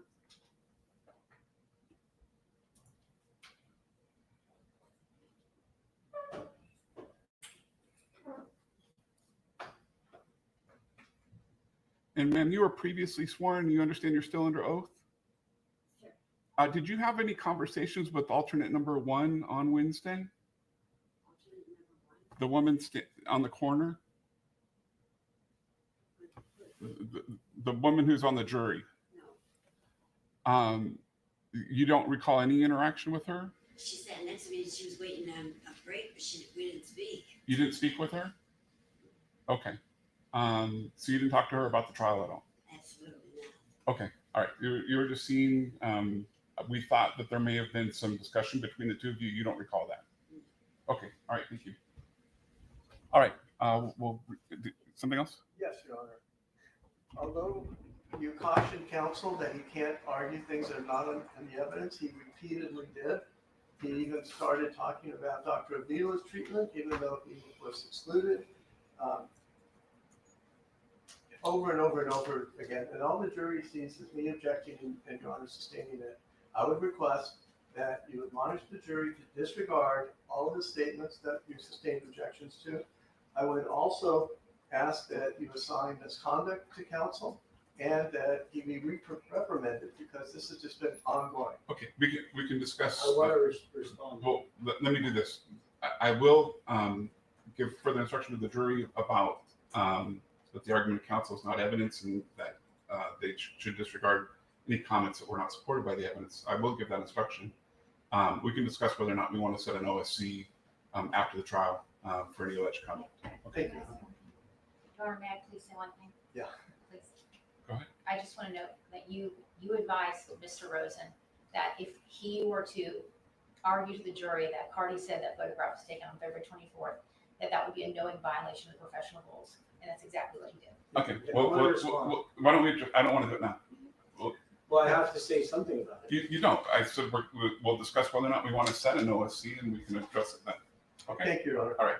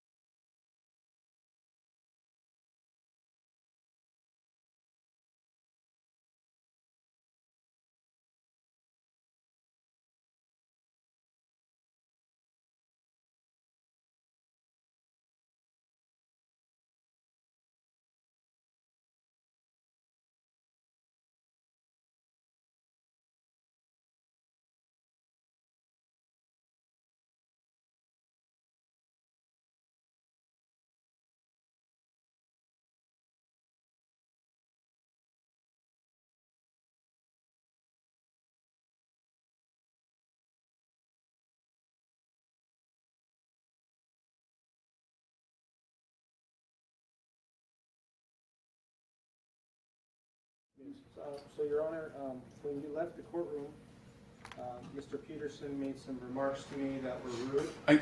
Why don't we do this later? I'm not going to hold you wait for I this. ignored him, I didn't talk to him. Okay, all right, we're going to bring in the jury. That's complete falsehood. It's Mr. Anderson too.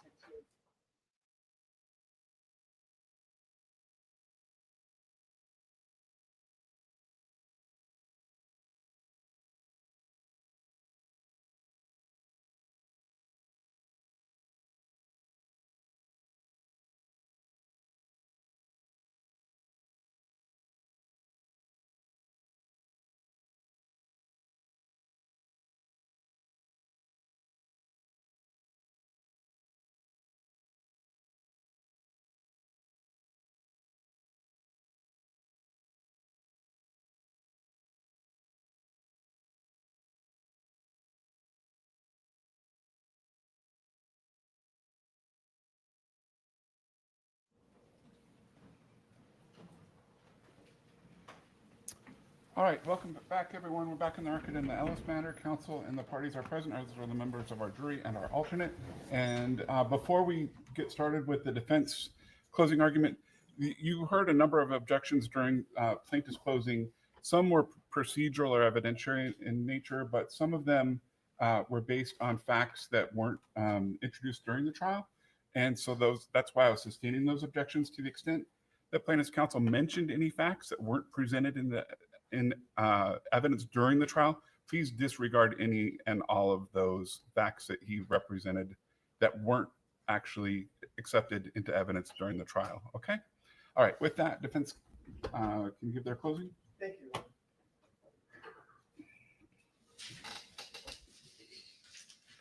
Good morning, everyone.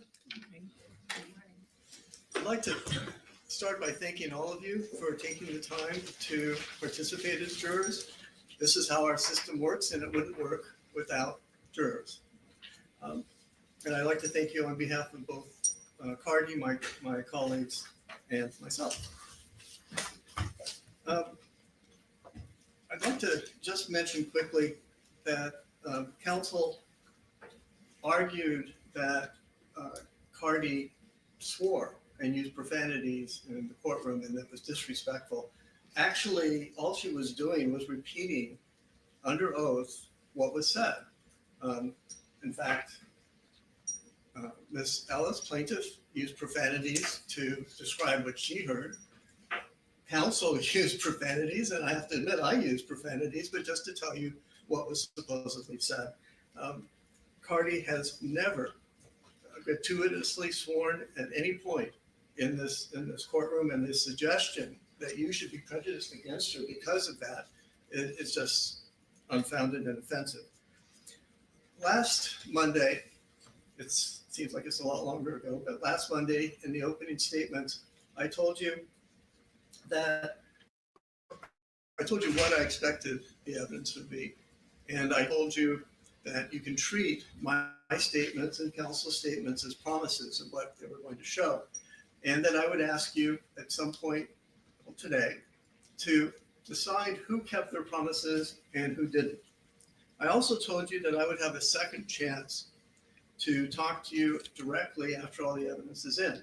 The evidence is in, witnesses have testified, that exhibits have been admitted. And if you remember, the judge told you the first day that the way trials work is that bits and pieces of evidence come in. This is my opportunity to tell you how we think those bits and pieces come together and how they establish that Cardi, you should decide in Cardi's favor. First, there's a couple of things I ask that you keep in mind throughout the rest of the trial. If you remember, Judge Fusselman told you last Monday morning that the reason we have juries is because they have diverse backgrounds and they have common sense. He reiterated how important common sense was when he said, we just need you to exercise common sense and evaluate, is this witness being consistent? Is this witness saying things, something that doesn't seem true? And does this piece of evidence fit in with all the other pieces that have been presented in this case? I respectfully suggest to you that using your common sense, there's only one possible outcome in this case. And that is a decision in favor of Cardi. Now, you'll be instructed that plaintiff bears the burden of proof of establishing her claim. She must convince you that the evidence shows that by 50% or more, her claims are valid.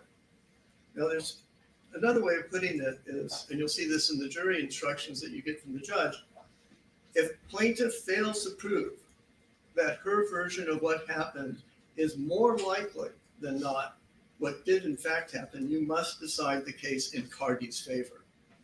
The concept of a preponderance of the evidence can be demonstrated on this slide. That's 50-50. That's where the plaintiff has put on as much evidence of as the defendant of a fact, and you'll see that that's where people talk about the 51%. But it is crucial to keep in mind that plaintiff doesn't start at 50%, she starts at 0.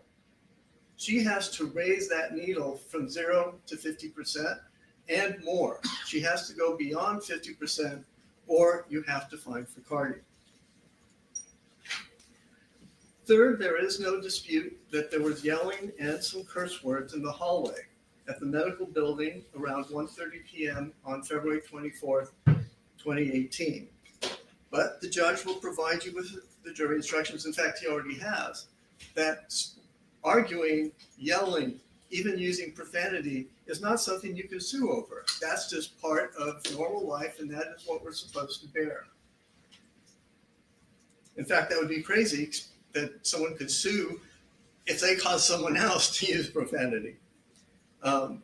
The question really is whether Cardi ever struck plaintiff, and who caused this confrontation? Who caused the incident? And the answer is that the evidence in this case overwhelmingly proves that Cardi did not strike plaintiff, and Cardi did not cause this encounter.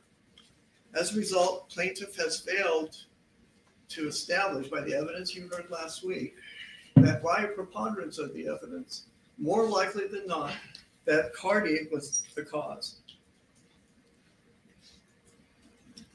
The way, I'm going to try and do this in a very organized fashion, and the way I'm going to do it is going to be demonstrated by this chart. And so we have on the left-hand side plaintiff's evidence, and then on the right-hand side defendant's evidence. Now, plaintiff started with her own testimony. Last Monday, she testified under oath. Importantly, though, in plaintiff's evidence, she never called as a witness either Tiara Malcolm or Dr. Finke, both of whom were present. Objection, Your Honor. Both of whom were present at this very time of the incident. Now, plaintiff's evidence, plaintiff's testimony, and we should keep in mind that just because plaintiff says something doesn't make it true. Okay? She has her version, but the fact that she alone says it does not actually make it true. And this later this morning, maybe stretch into afternoon, I'll tell you, or I'll identify the many inconsistencies in plaintiff's story over the course of this litigation, actually going back to February 26, 2018, when she did her incident report. In the meantime, plaintiff claims that she was assaulted and scratched or cut on February 24, 2018. But plaintiff did not see a doctor. She didn't go to an emergency room. She didn't call the police or make a police report. Objection, Your Honor. Misstatement. And she actually testified she did not know if the scratch that has supposedly ruined her life was even bleeding. She also testified last week that she didn't even put a Band-Aid on the scratch. What did she do? She claims that Cardi mauled her, basically, cut her face, and this woman went home, and what did she do? She took a nap. That was her own testimony. She took a nap. The fact that on February 24, 2018, plaintiff just went home and took a nap is corroborated by plaintiff's own T-bill cell phone records for that day. As you'll see, and this was an admitted exhibit, you'll be able to see it, it's exhibit 200. She gets calls and and makes calls from 11:20 a.m. all the way to 3:35 p.m. and then nothing until 9:08. That's when she took her nap. That's what she did. She didn't call a doctor. She didn't go to the hospital. She didn't put a Band-Aid on her face. She took a nap. Now, importantly, when plaintiff testified as her own first witness in her case, she admitted that in 2021, she hit her head in a car accident. She's put on no proof that that wasn't the source of the scar, which is a pretty obvious reason that she would have a scar if she had one. And importantly, 2021, a car accident in 2021 is after plaintiff told Dr. McKenna in April 2018 that Cardi almost touched her with a fingernail, not touched her with a fingernail, and I'll talk more about that later, but almost touched her. So after the plaintiff tells Dr. McKenna, her workers' comp physician or psychologist, that Cardi almost touched her, plaintiff was then in a car accident, hit her head, and that's when she went to Dr. Mulligan. She went to plastic surgery 4 years later after being in a car accident. Objection on this case. Plaintiff also testified, by the way, that she was in another accident in 2023 and filed another lawsuit over that one. Plaintiff has argued, and he said again today, that plaintiff's counsel has argued and said again today that plaintiff has some special status as a security guard. But she testified she became a security guard by having her fingerprints taken and sent to California. That's it. That doesn't make her a policeman.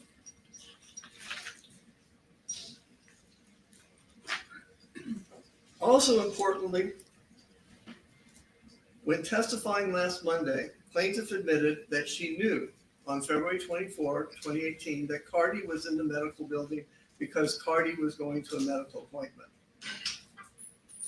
Plaintiff's own testimony establishes that at 1:30 p.m. on that Saturday, plaintiff could have been at that security guard booth that counsel showed you a photograph of. She could have been on her rounds, going through the whole building. She could have been in parking, checking, because that's what security guards do. But plaintiff, who has testified she was a fan, just happened to be outside Dr. Finke's office when Cardi B was showing up to see an obstetrician.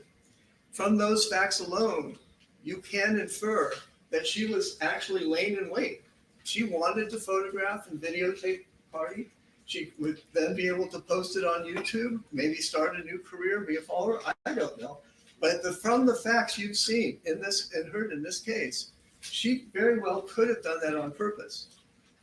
But even if we assume that plaintiff just happened to run into Cardi B in a 5-story building that afternoon, plaintiff testified that she knew Cardi thought that plaintiff was using plaintiff's phone to tell someone that Cardi was there and to videotape her.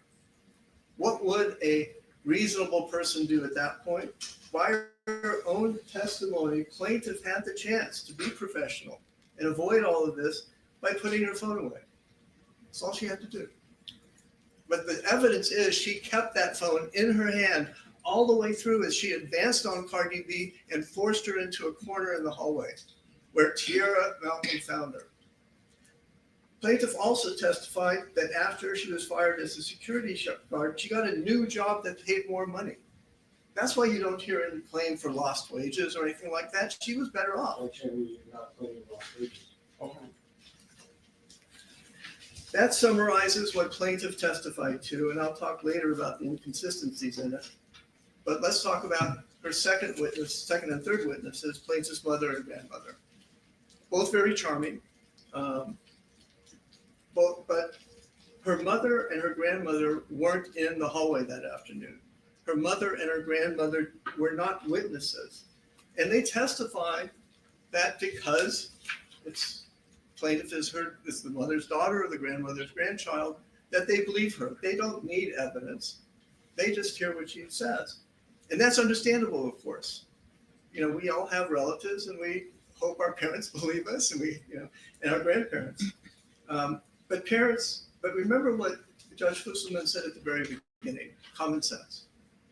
Okay, we all know that parents are not with their children every minute of the day. We all know that children don't always tell their parents everything, and they especially do not tell their parents that they're embarrassed or guilty about what got them fired. That's what plaintiff left out when she talked to her mother and her grandmother. Is anyone surprised that plaintiff did not tell her mother and grandmother that plaintiff cursed and yelled at a pregnant Cardi half her size, that plaintiff cornered Cardi in a medical building hallway, and that plaintiff knew she was probably going to get fired? Is that the kind of thing you'd say? Guess what, Mom? Guess what I did today? So it's completely understandable, using common sense, that the mother and grandmother would not know actually what happened. In fact, plaintiff didn't tell them that she had apologized in her incident report to Allied and the building for her own behavior. She left that out because I asked both the mother and the grandmother, did your daughter or granddaughter, tell you that? And they said no. So we know that plaintiff left that part out. Plaintiff's mother and grandmother both said that plaintiff is a peacemaker. Okay. Well, that sure doesn't square with the testimony of Tierra, Malcolm, Dr. Finke, or Cardi, and I'll discuss that later. And maybe what we take from that is she's a peacemaker when she gets her own way. We know what she's like. We've heard testimony what she's like when she doesn't get her own way. But there's another word for that other than peacemaker. It's a bully. Plaintiff's mother and grandmother both said they saw a scar on plaintiff's cheek. But on February 26, 2018, 2 days after the incident, plaintiff emailed her incident report to her supervisor, Jasmine, stating that Cardi scratched plaintiff's nose. So how is it that the mother and grandmother are saying that, well, when this happened or around that time, our daughter said that Cardi had scratched her cheek. But in plaintiff's own incident report, she said she told her supervisor Cardi scratched her nose. A nose is not a cheek is not a nose, and there is something wrong about what's going on because, again, apply common sense. Plaintiff's mother testified that she saw a scar, but she didn't testify when she saw it. Counsel asked her, did you notice after the incident that Imani Ellis had a scar to her face? Answer, I did. When did she notice that? 2018, 2019, 2020? We don't know. And in response to one of your questions, because the judge was kind enough to allow jurors to ask questions, which doesn't happen all the time. You were lucky in that regard.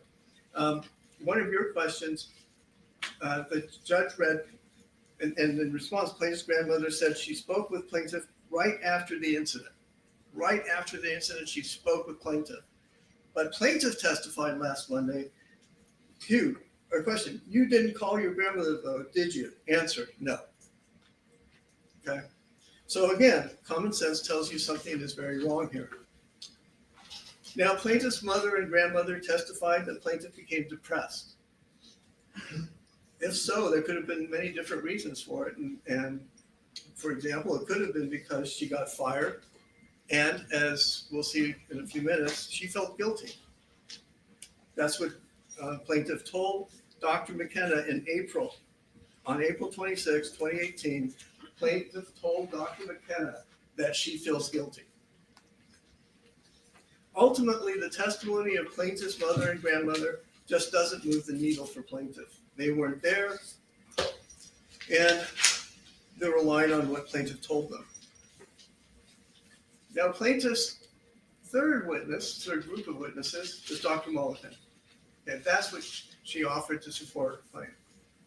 Of course, Dr. Mulliken also wasn't there on February 24, 2018. He didn't witness what happened. Dr. Mulliken testified that plaintiff came to him in November 2022, or more than 4 years after the alleged incident. Dr. Mulliken is a plastic surgeon, not a psychiatrist. So counsel pointed out that Dr. Mulliken testified that plaintiff told him she has post-traumatic stress, anxiety, depression, and headache. But Dr. Mulliken said, that's what she told me. I did not make a diagnosis to that effect. That's just what she told me. Now, Dr. Mulliken, and I hope he's not insulted, but his testimony was confusing and inconsistent. He testified that in November of 2022, plaintiff had a scar, had 2 to 3 scars, had 3 scars, and even plaintiff doesn't claim that she has more than 1 scar. But Dr. Mulliken thought there were as many as possibly 3. Somehow the no scar from the beginning turned into 2 scars and then 3 scars.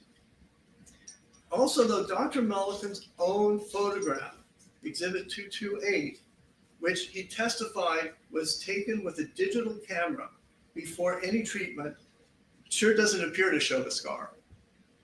That is you'll have a copy of the actual photo.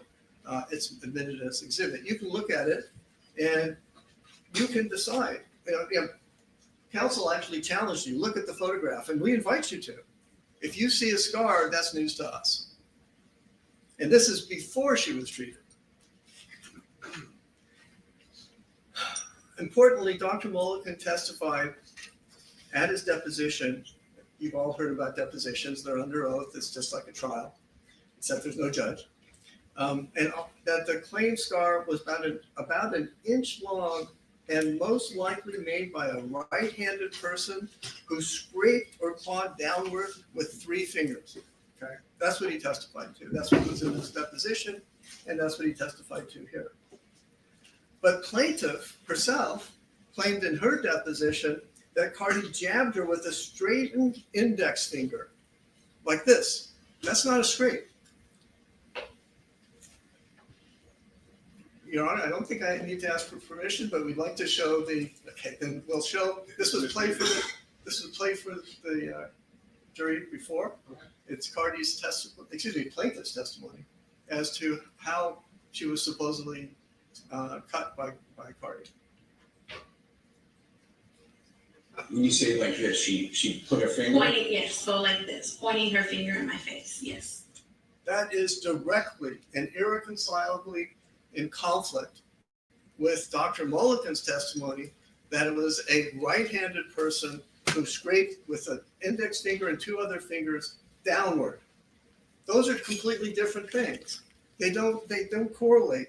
The testimony is clear that plaintiff and her plastic surgeon have completely different explanations for the same claimed scar.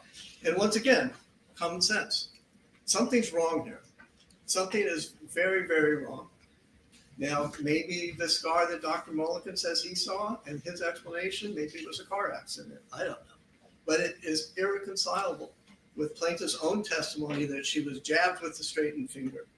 And to add to that, Cardi is not right-handed. I want to say that again. It's very important. Dr. Mulliken says that in his professional opinion, and counsel talks about it, how well-respected he is, that it was a right-handed person who scrapes 3 fingers downward across plaintiff's face. But Cardi is left-handed. She is not a right-handed person and could not have done that. Plaintiff's counsel tried to get Dr. Mulliken to testify that a left-handed person might have made the claims scar, but that's not his opinion. He admitted that it would be hard, in fact testified it would be hard for a left-handed person to reach across and strike a person on the opposite them on the left side of the face. Now, here's another important thing. Dr. Mulliken testified that he can't say when plaintiff got the claimed scar. He testified there's no way of knowing the age of the scar. That's important because plaintiff admits that she hit her head in a car accident in 2021, almost 2 years before the November 2022 appointment with Dr. Mulliken. And Dr. Mulliken also testified that he can't say whether the claimed scar was caused by an intervening accident or some other cause. Objection, that misstates the testimony. Ladies and gentlemen, you heard the evidence. Please rely on your recollection of the evidence and rely on your own recollection to the extent that it differs from counsel's representation. And Your Honor, we also have a cite to the reporter's transcript. There are other odd things about Dr. Mulligan's testimony. For example, he calls a 3-minute long session of outpatient microneedling a small part of plaintiff's cheek, which serves, well, as reconstructive surgery and plastic surgery. A 3-minute microneedling session in his mind is reconstructive surgery and plastic surgery. Now let's talk about why he would say that. He has a broad version of surgery that enables him to charge an additional $11,000 for an operating room. He testified surgery is anything that includes a doctor, a nurse, a scrub technician, and an operating room. No matter what you're doing, even if it's microneedling, if it's pulling a splinter out, you go into that room and he charges $11,000. Dr. Mulligan testified he is the sole owner of the surgery center with that operating room. So he has a strong financial incentive to use and charge for that operating room, whether he's doing real reconstructive surgery or microneedling. Now, perhaps because his photograph doesn't seem to show the claimed 1-inch scar, Dr. Mulligan also provided confusing testimony about hidden scars under the skin. I don't know if you remember that. It had my head spinning. But he never testified. There's no testimony from Cardi, from Dr. Mulligan, or anyone else that plaintiff has a hidden scar. In fact, it's supposed to be this, really big embarrassment that she has this, terrible scar on her face that, you can decide whether you've seen it. If you've walked by her. If you see a scar, well, no one else. A lot of us don't, I should say. Dr. Mulligan also testified that he charged $17,500 on a lien basis, which means he gets paid only if plaintiff wins or if plaintiff pays him.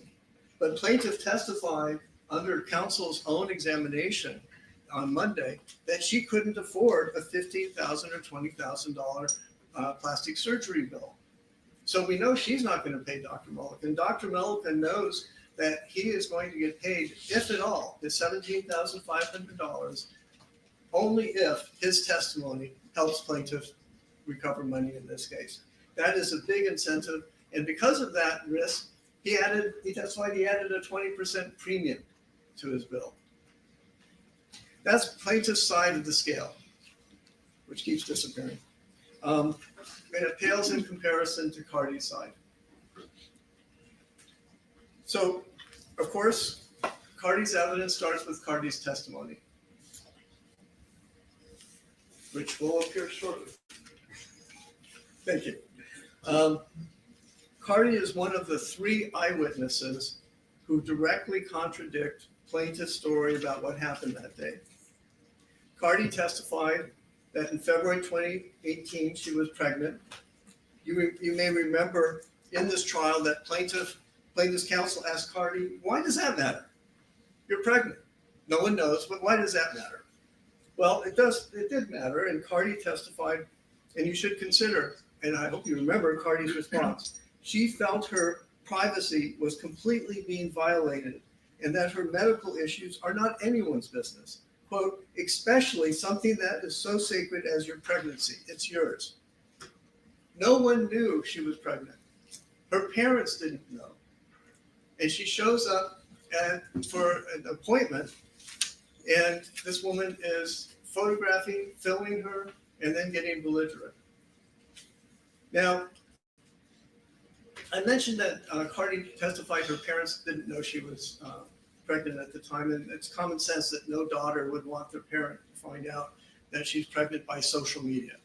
This was a secret. There were special arrangements made so that she could see an obstetrician while in LA on a Saturday. Now, Cardi testified that she came to Los Angeles for the NBA All-Stars weekend, and concerned, she made an appointment with the obstetrician for Saturday afternoon. I'll get to the photograph in a minute. Cardi testified that she got off the elevator to go to the doctor's office at about 1:30 on the 5th floor of that building, and plaintiff started filming and photographing her. Cardi objected, and plaintiff apologized at first, saying, "Oh, my bad," which is effectively an admission that she was doing what Cardi thought she was doing. Cardi testified that plaintiff wouldn't stop and just kept following her with her camera, with her phone out. Cardi testified that she was very concerned and nervous and confused by plaintiff's conduct. That is understandable. Cardi testified that she was concerned about her unborn child. Cardi referred to plaintiff as security heavy. She's a large woman. She's almost twice the size of Cardi. Cardi's pregnant, early in her pregnancy, and this person comes up to her in black boots and starts yelling at her. Cardi was concerned about her and scared, frankly, about what she might do to her unborn baby. Cardi also testified she was confused. Why is this going on? Why is a security guard doing this? Why is she filming me? Why is she following me? Cardi also told plaintiff specifically that plaintiff was invading her privacy. But when Cardi told plaintiff to leave her alone, plaintiff went berserk. She yelled, it was plaintiff's phone. Plaintiff said, "That's my phone. This is my building. You can't tell me what to do." That's what Cardi testified, and it's consistent with what Tierra Malcolm, and Dr. Finke testified. But plaintiff advanced on Cardi, screaming and yelling and forcing Cardi backwards down to the hall to a corner, coming chest to chest with Cardi, yelling at Cardi about how, this is her building. She can do whatever she wants. Now, hearing the yelling, the doctor's receptionist, Tierra Malcolm, and then the doctor intervened and tried to get plaintiffs to stop and leave. We'll talk about that in a few minutes. In the meantime, Cardi testified that she and plaintiff yelled and used curse words, but neither struck the other. Cardi did not strike plaintiff. Plaintiff tried but did not strike Cardi. Cardi testified. I don't want to interrupt. We're coming up on a break. If there's a logical place to stop, please. I can stop there if you're okay, Lex. All right. Why don't we stop there, folks? We're going to resume back at 1:30. In the meantime, please not discuss the case with anyone, including other jurors. Don't form any opinions or do any research. We'll see you at 1:30.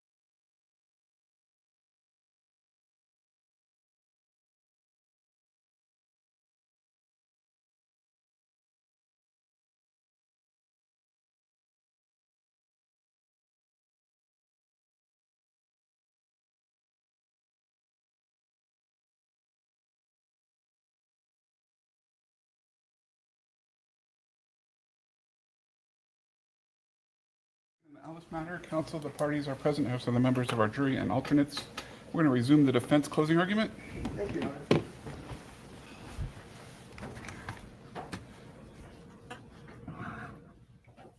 Good afternoon. We're back.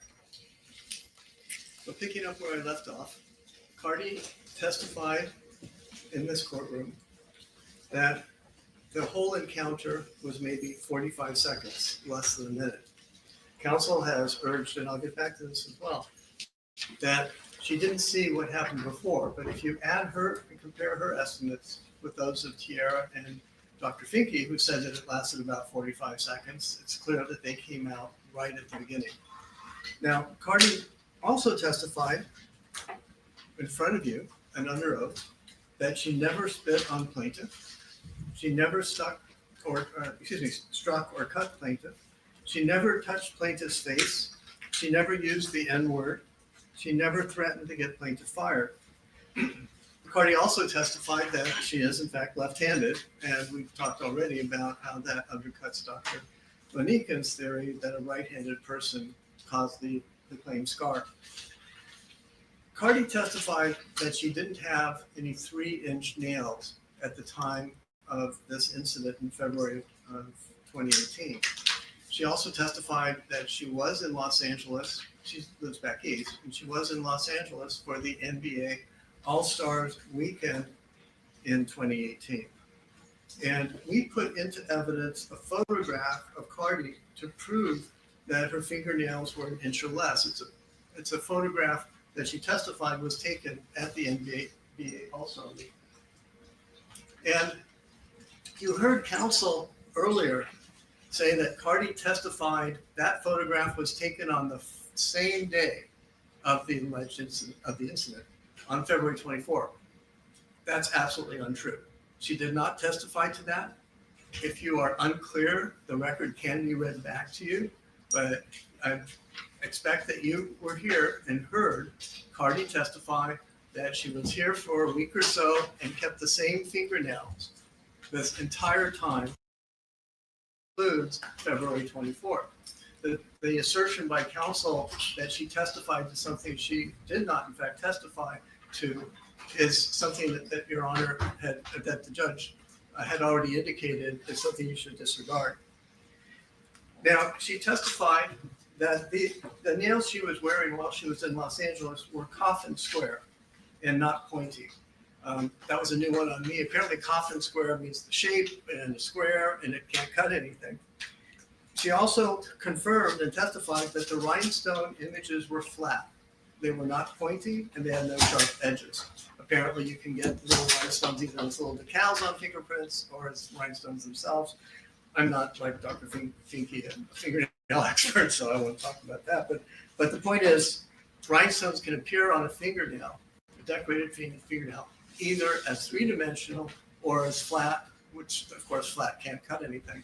And she testified, as did Dr. Finke, well, excuse me, I misspoke. She testified that they were flat. Dr. Finke, counsel had said, testified that they were sharp. He actually testified he didn't know whether they were sharp or flat. It is very important, actually, also that while plaintiff's testimony about what happened is uncorroborated, she called no witnesses who were actually there. Cardi actually did have 2 witnesses. And we'll get back to that. I do want to mention something that plaintiff's counsel raised, which is there's testimony from Cardi that as plaintiff advanced towards her swearing and pushing her back, that their chests touched. And counsel told you that that's an assault right there, that his client wins. Well, there's a couple of problems with that. Just touching chests like that is not an assault. And if it is an assault, it's an assault by plaintiff on Cardi. Cardi was being pushed back. That's the testimony from all both of the witnesses and Cardi herself. But I should mention, just in case you want to know, there is an instruction in the jury instructions that deals with the defense of self-defense. Counsel said that is inapplicable here because Cardi denies that she touched anyone or had to act in self-defense. or that she cut plaintiff. The point he's overlooking is that is up to you. You've heard the evidence. We think it's overwhelming that Cardi did not touch plaintiff at any point in time and did not touch this magic appearing, disappearing scar. But we have to be careful as lawyers. So we've included a self-defense, a defense of self-defense obstruction, which means that if you were to find that Cardi did touch plaintiff, or that somehow a chest-to-chest caused by plaintiff is an assault by Cardi, which we dispute strongly, there is an instruction that the judge has given you that self-defense applies if a person reasonably believes that another person was going to harm her or him, and the person uses only the amount of force reasonably necessary for protection. I think there can be no doubt that Cardi was faced with someone bigger than her who was trying to hurt her. We know that from both Cardi's testimony, Tiara's testimony, Tiara Malcolm, and I believe also Dr. Finke. But let's talk about Ms. Malcolm. Tiara Malcolm, we called her as a witness, so we'll add her there. And she is one of the 4 people who are in the hallway, and she testified as an eyewitness, and she has no axe to grind. She's not a friend of plaintiff. She's not a friend of Cardi. She doesn't work for Cardi. They never met before. And so, again, she's an independent third-party witness. She testified that she was Dr. Finke's receptionist and expecting Cardi for a secret appointment. As a receptionist, she was near the front door. That's why she got out first before Dr. Finke, whose office was in the back. She testified it was a Saturday and all the other offices in the building were closed. And they closed early because, quote, they didn't want anyone there when Cardi arrived. When Ms. Malcolm, she testified that when she heard yelling, she immediately ran out. She's near the door. There's nothing she really could have missed once the yelling started. A defendant's counsel has argued that, again, that she wasn't there in the beginning, but we know from her testimony that she was near the door, immediately ran out when she heard yelling. Now, we have a visual rendering based on plaintiff's own photograph of the hallway outside the doctor's office and based on the testimony and Cardi of Ms. Malcolm. This shows how far, you see the elevator bank and you see the doors that are depicted in the photograph that plaintiff showed you, plaintiff's counsel showed you. And where did they end up? They ended up in that corner. That's how far this demonstrates, based on the testimony and evidence in this case, how far plaintiff forced Cardi B backwards and into the corner that Tiara Malcolm saw her when Tiara opened the door into the hallway. Ms. Malcolm specifically testified that when she opened the door, she saw that plaintiff had Cardi against the corner. Ms. Malcolm testified that she said, "What are you doing? You're at work. Go back to your post." And that the plaintiff just refused. She was going after Cardi. She was yelling, screaming. Ms. Malcolm testified that she got between them with Cardi behind her and with Ms. Malcolm facing plaintiff. The evidence is that at that point, Ms. Malcolm testified that plaintiff was swinging at Cardi, who was behind Ms. Malcolm. That's what she testified to. Now, Ms. Malcolm didn't realize at first that she was hit. She went after Dr. Finke came out and tried to deal with the plaintiff. Ms. Malcolm took Cardi into the office and someone else at the office, this is what she testified, Ms. Malcolm testified to, someone else at the office said, "What happened to your head?" That's when she found out. In all the brouhaha, she did not realize with Cardi behind her and plaintiff in front of her swinging away, Ms. Malcolm did not realize that she had been hit.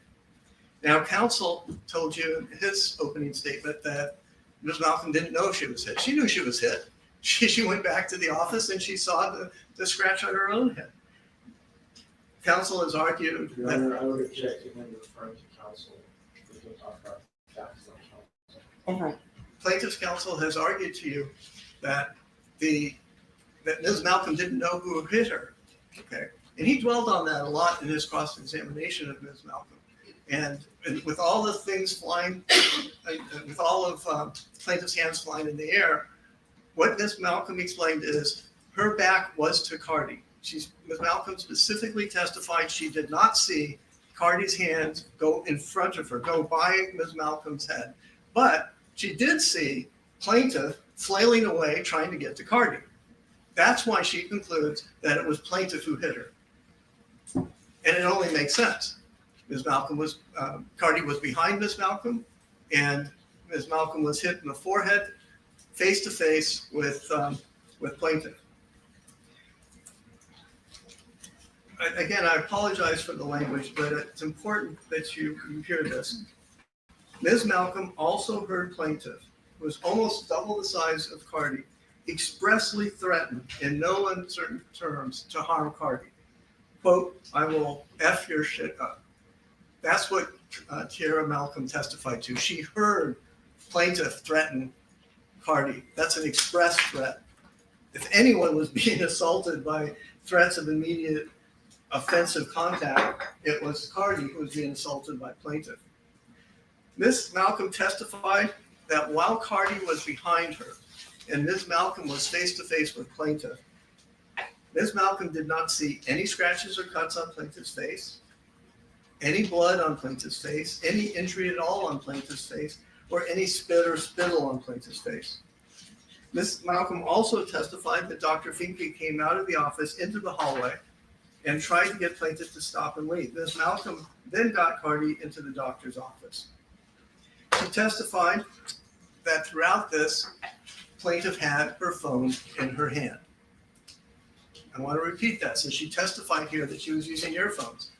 We've got another witness who says plaintiff was standing there, flailing away with her phone in her hand.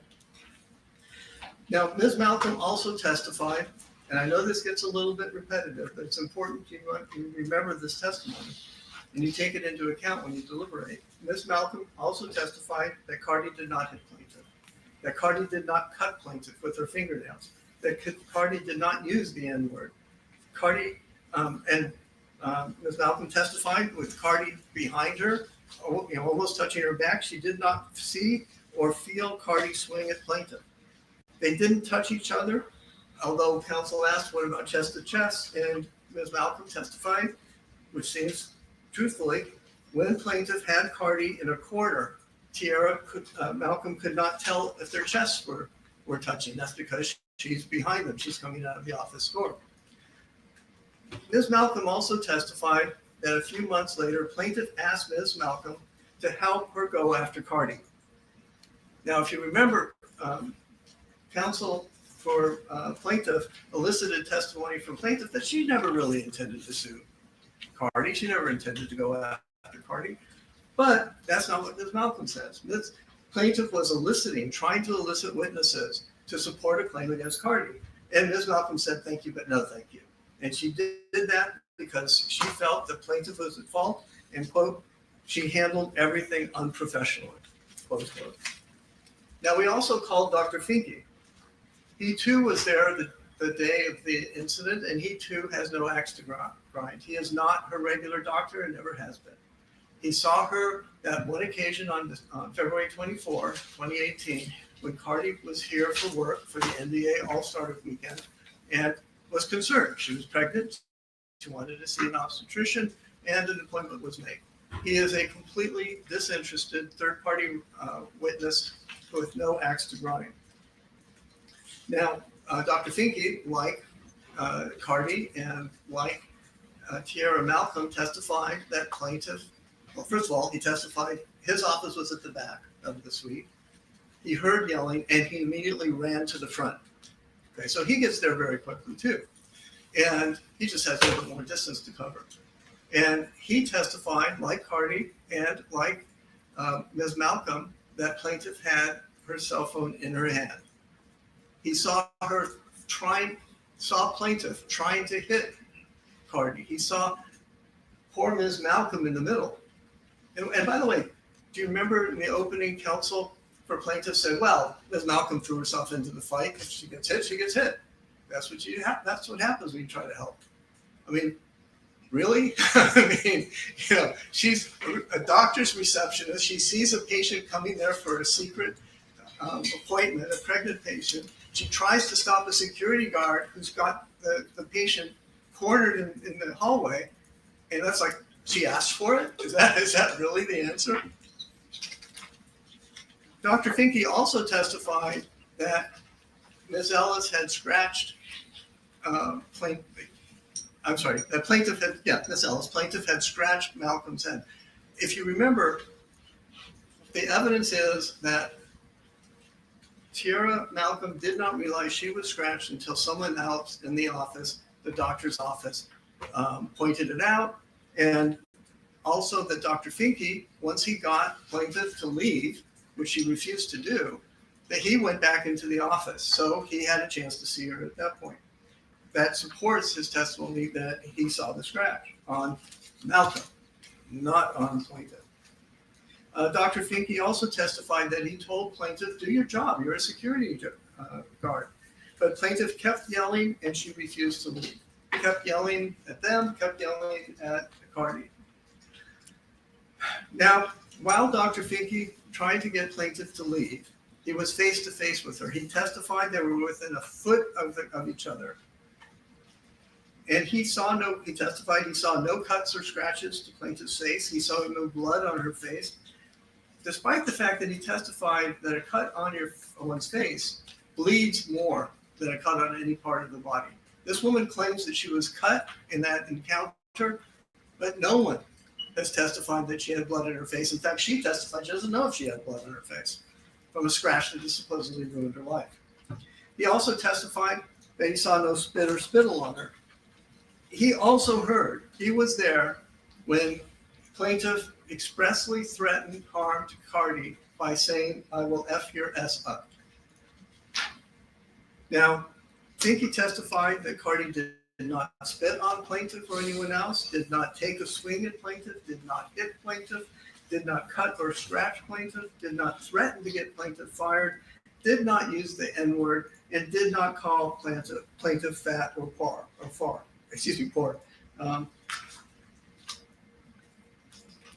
Dr. Finke also testified that once Cardi was safe in his office, he examined her in an examining room, and she did not have 3-inch fingernails. Now, in an interesting term, that was a surprise to me as well.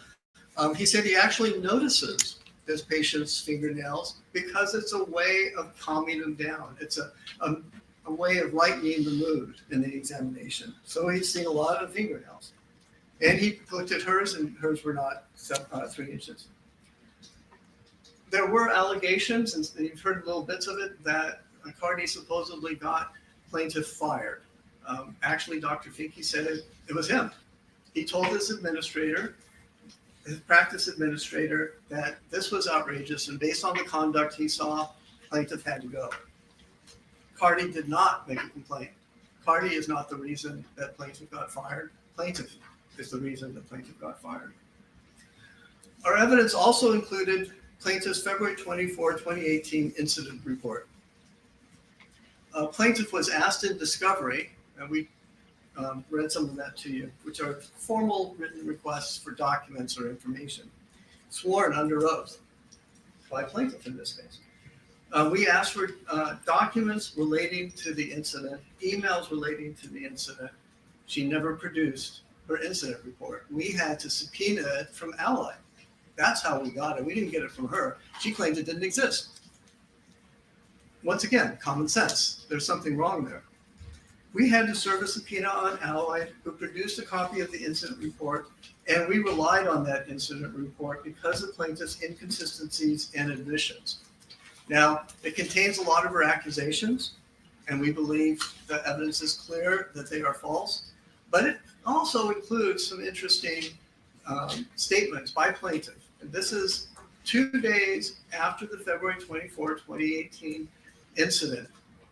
Plaintiff, who testified, if you remember, that incident reports are very important. And she testified, and in the incident report, she told her supervisor that plaintiff, that Cardi had scratched plaintiff's nose. Not cheek, nose. 2 days after the incident, when she's blaming all of this on Cardi, which I think it's safe to assume that she was improperly doing so, given all the evidence we've heard. Plaintiff told her supervisor 2 days later, Cardi's with 3-inch nails, the evidence is against that as well, scratched plaintiff's nose. Nothing about a cheek. And again, a nose is not a cheek, they're different. This raises 2 points, really. Plaintiff's first statement that Cardi scratched her nose is directly contrary to plaintiff's sworn testimony here that Cardi scratched her cheek. Okay. So if we accept that, then the statement that she put in her report is clearly false. Because she's now saying, and she's been saying for a couple of years, no, it wasn't my nose, it was my cheek. Second, plaintiff admits that her nose was not scratched. So this is a very important document because it confirms that she made false statements about the incident. At a minimum, she made the false statement that Cardi had scratched her nose. This statement, this incident report that she said is very important, also apologized to Allied and the building owner, quote, for behaving the way I did. Okay? Why would she apologize to them if she was attacked? Why is it something that she would apologize for? Again, common sense. She was apologizing because of the way she was behaving. She's apologizing to them for her professional misconduct. She's apologizing to them for attacking a medical patient who's trying to go in for a medical exam. So you can wrap up in about 10 minutes? Can I have a little bit of extra time since council got extra time? I don't know that he did, but please try to wrap it up. Okay. I'm going to do this a little bit faster, and I apologize. We also called Nicole McKenzie. Nicole McKenzie is an interesting person because she's a psychologist, a workers' comp psychologist, and plaintiff called her too. It's baffling why he did, because all of her testimony only helped Cardi. First of all, no one called Dr. McKenzie as a psych witness. There were no psych witness questions. We called her because what plaintiff told Dr. McKenzie in April of 2018, just 2 months later, is directly contrary to what she's been saying.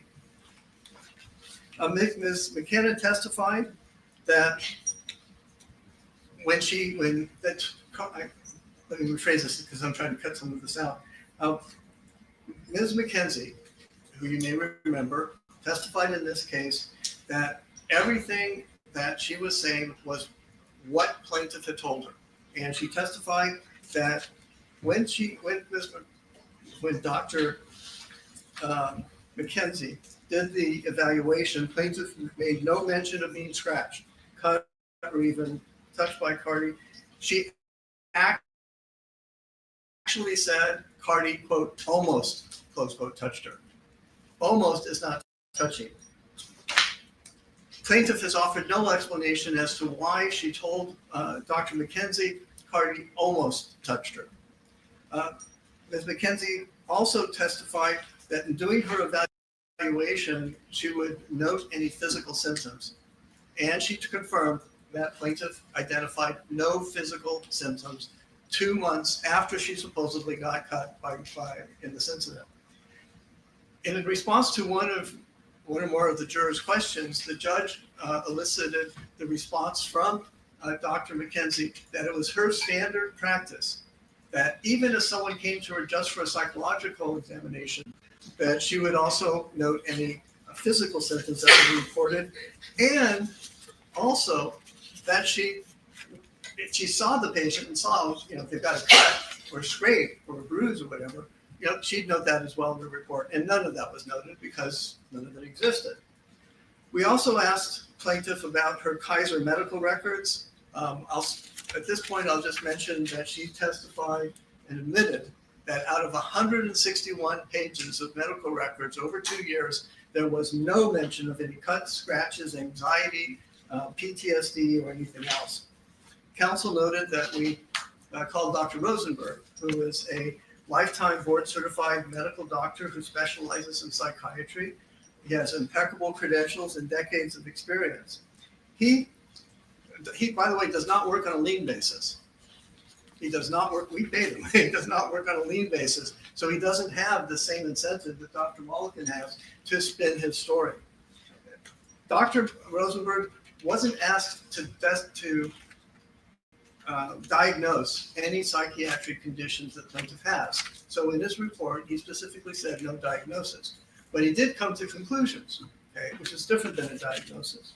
And what he did was he had a 6-hour recorded interview of her, and he had her take a gold standard test of 335 questions.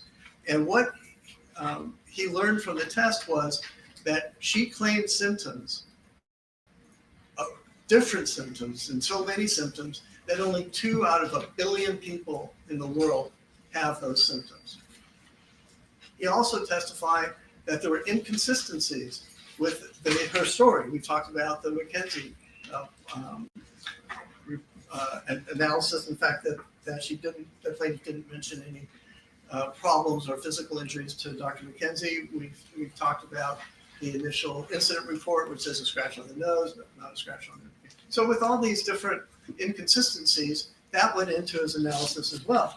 Now, he also considered that in the Kaiser medical records, there's no indication of any of those injuries.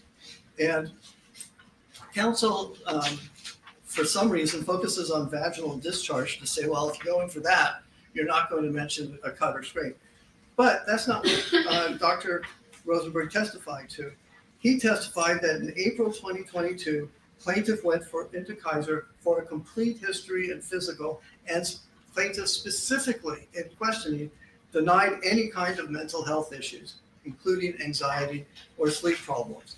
In April 2023, she went in again, and for hand pain that time, and she was specifically asked, Dr. Rosenberg said that's what Kaiser does. They ask you about everything, just noted in the records. And she was asked, but again, reported no emotional problems and did not request mental health assistance. I should also mention this claim about PTSD. Dr. Rosenberg testified that you can't, quote unquote, an argument or an unpleasant interpersonal interaction isn't a trauma and can't lead to PTSD. The claim of PTSD is frankly an offense to those people who actually have it. She had a 45-second argument. She was fired. That is not what gives you post-traumatic stress syndrome. And we know that because we've heard it from a licensed psychiatrist who did all those tests and interviewed her for 6 hours. I should mention that Dr. Mulliken is a plastic surgeon. He's not a psychiatrist. So Dr. Mulliken couldn't and didn't rebut Dr. Rosenberg's conclusion that plaintiff is feigning.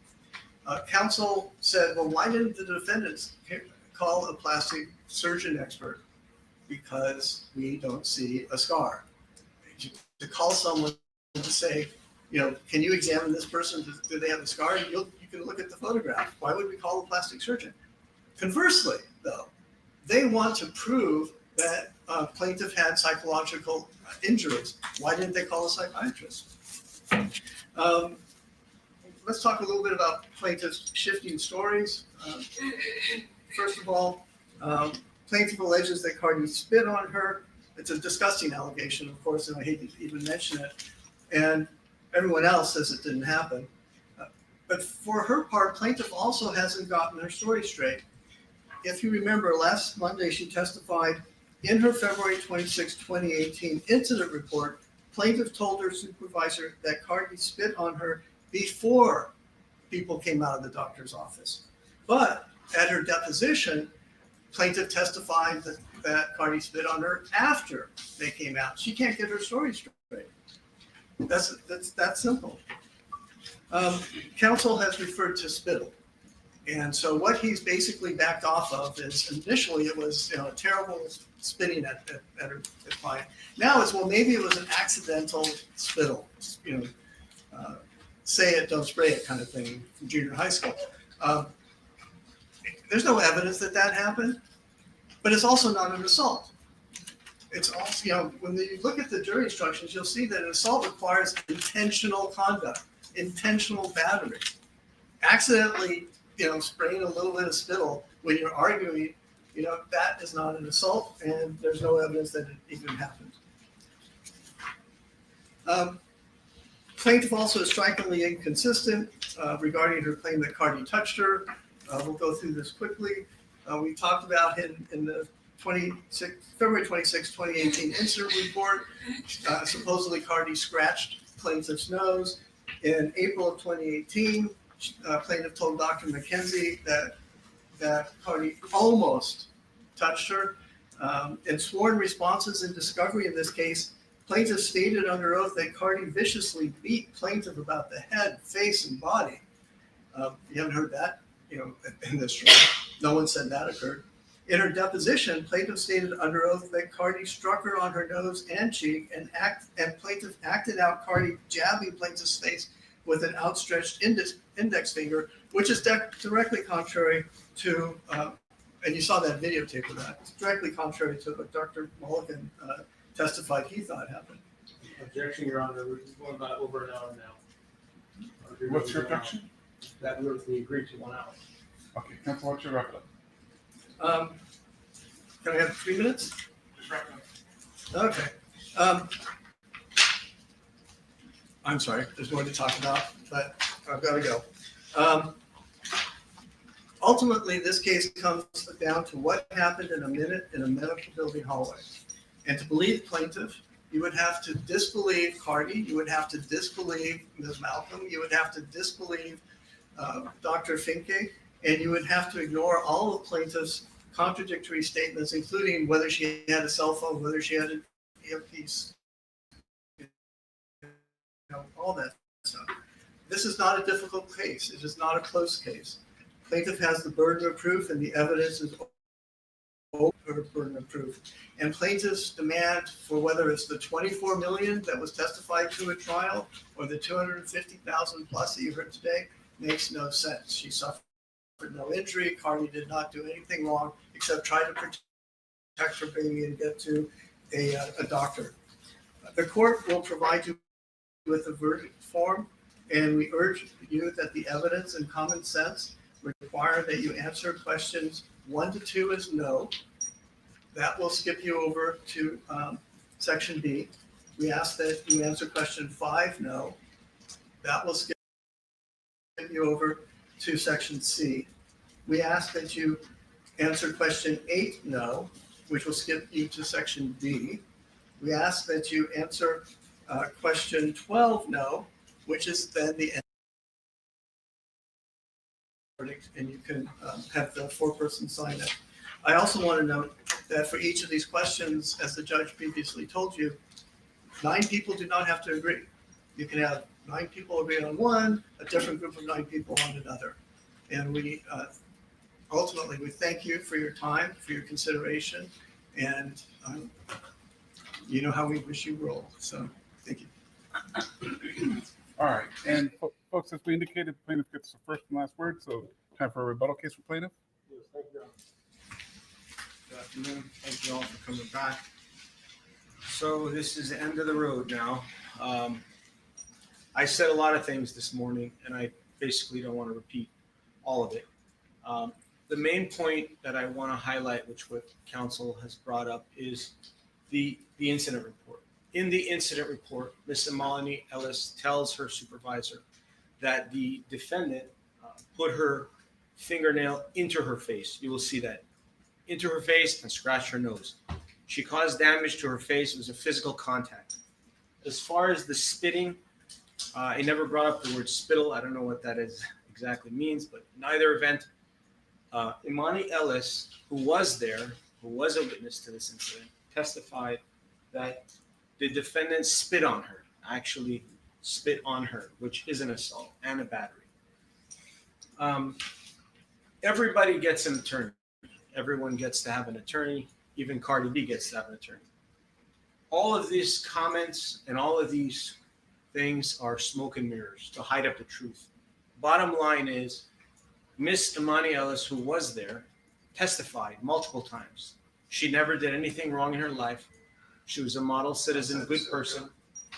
And she basically was doing her job as a security guard, and the defendant refused to cooperate, caused a disturbance, physically assaulted and battered her, spit on her, took a swing at her, and ultimately a couple of witnesses came after the fact, and they were not witnesses to the entire incident. The entire incident really took place between Imani Ellis and Cardi B. And it really is going to come down to, who do you believe? Who do you believe? Are you going to believe Imani Ellis, who was a security guard, who did her job, who was there, who never had any problems of any kind? Or are you going to listen to somebody who's yelling and screaming, has anger management problems? Objection, Your Honor. Got angry on that day. There's no question. She admitted it. She said she was angry. She got angry. She attacked the plaintiff.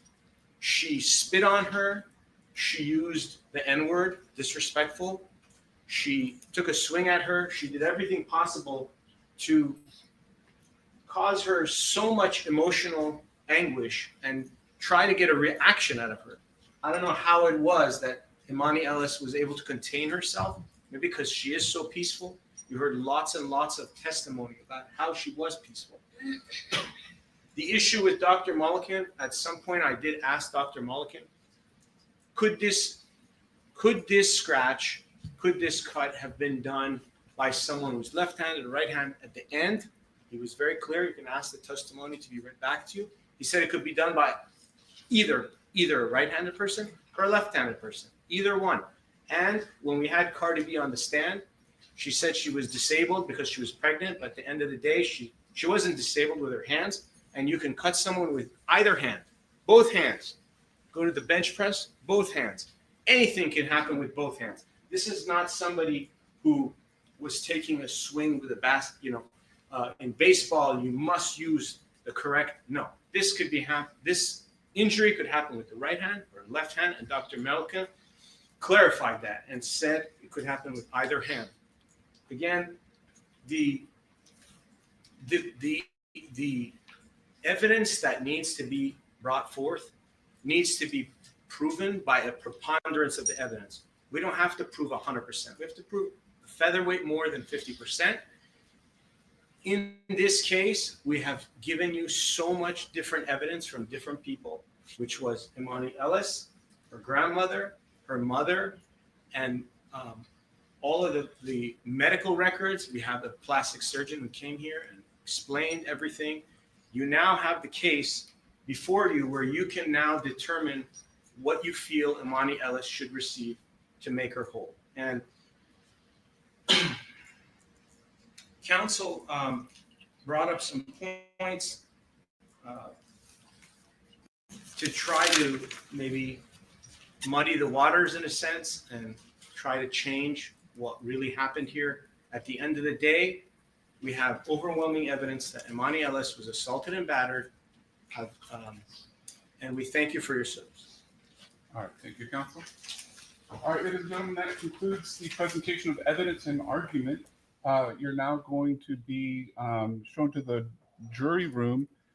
We do have a hard stop at 4:30, and by no means would I suggest that you should try and rush to be done by then. You do need to deliberate and consider all of the evidence before answering the questions on the jury form. And so if indeed it takes you longer than 4:30 today, then we will need to come back tomorrow. If you want to take a break, you can take a break, but you all need to be back together in the jury room. So please do not deliberate until all of you are back together. To the extent that we do come back tomorrow, if you want to bring snacks or anything like that, that's fine. We can discuss that a little bit later. But for now, can I have Cynthia swear in Vanessa, please? Yeah. Please raise your right hand. Do you solemnly swear that you will take charge of the jury and keep them together, that you will not communicate with them yourself, nor allow anyone else to communicate with them upon matters connected with the case, except on order of the court? And when they have agreed upon a verdict, you will return them into the court, so help you God? I do. And do you solemnly swear that you will take charge of the alternate juror and keep her apart from the jury while they deliberate on the cause until otherwise instructed by the court, so help you God? I do. May I please have you state your first and last name for the record? Vanessa Garcia? Thank you. Vanessa? Yes, ma'am. I want to talk to the alternate before she does.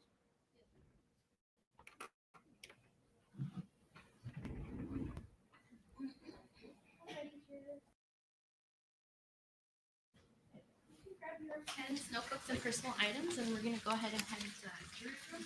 Juror number 8 can make her way. Juror number 7 can get come up. And that alternate, if you could just stay in your seat. Thank you.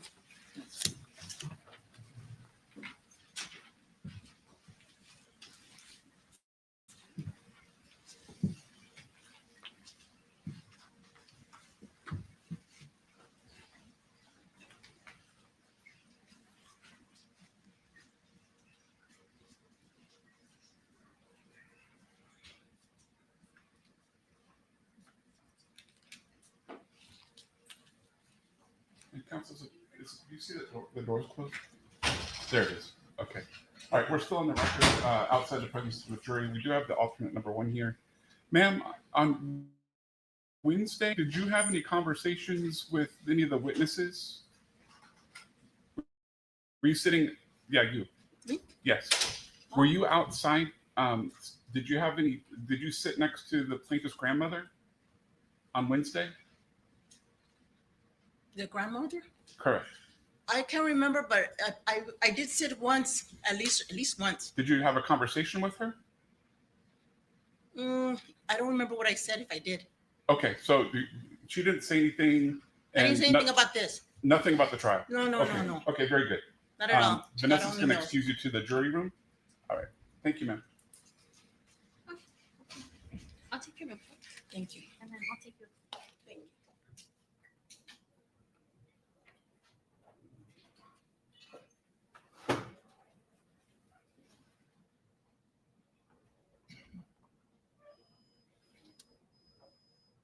And just for the party's information, they were seen, they had some kind of conversation, may have been innocent, I just wanted to rule out an improper contact. Thank you. If you could please either stay close or give a cell phone number to Cynthia. You just please stay within a couple minutes in case we get any questions from the jury or if we get a verdict. Your Honor. Yes. So I do want to put something on the record, but not about counsel. Okay. I think it's important. I think this court has a duty to handle the situation, which is what happened.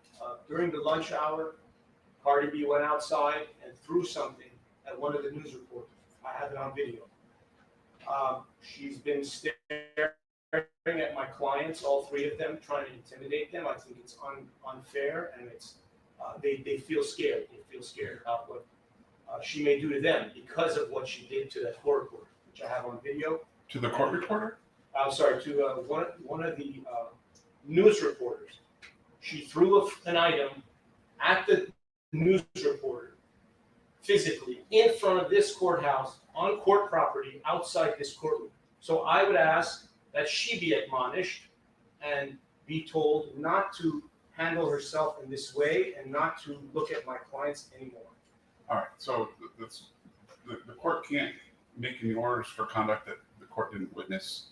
I can show the court the video. Well, I still haven't witnessed it. To the extent I think it appropriate that the parties be courteous to each other.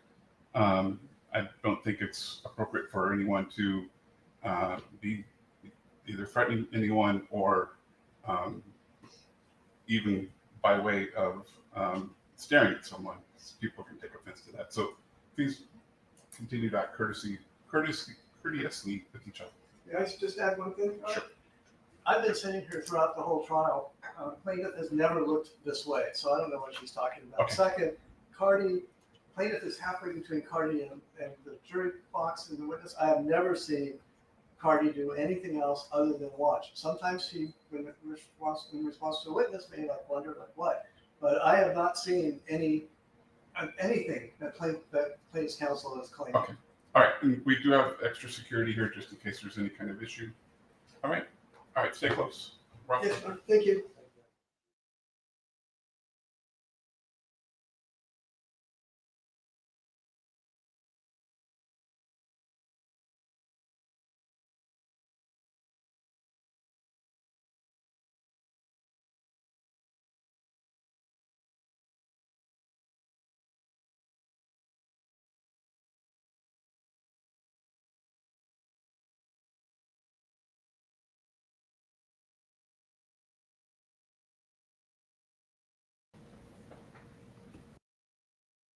Over and over and over again, and all the jury sees is me objecting.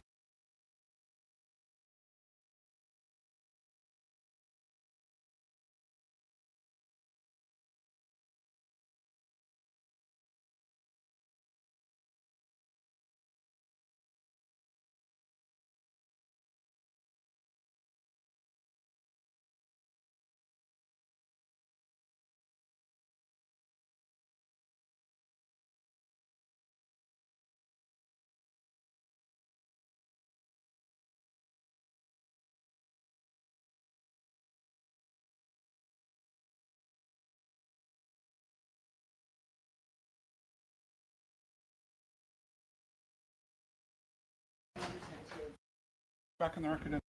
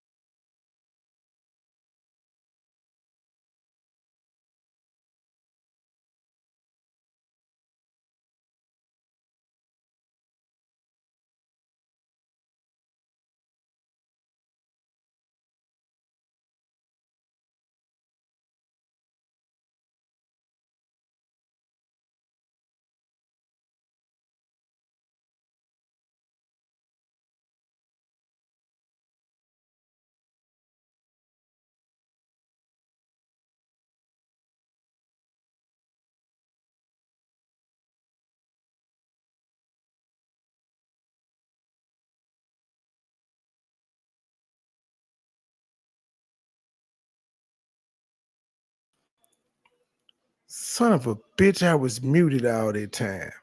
What I had said was they should be back in like 15 minutes. This shouldn't take long because what are we doing here? It's clear that this is a damn money grab.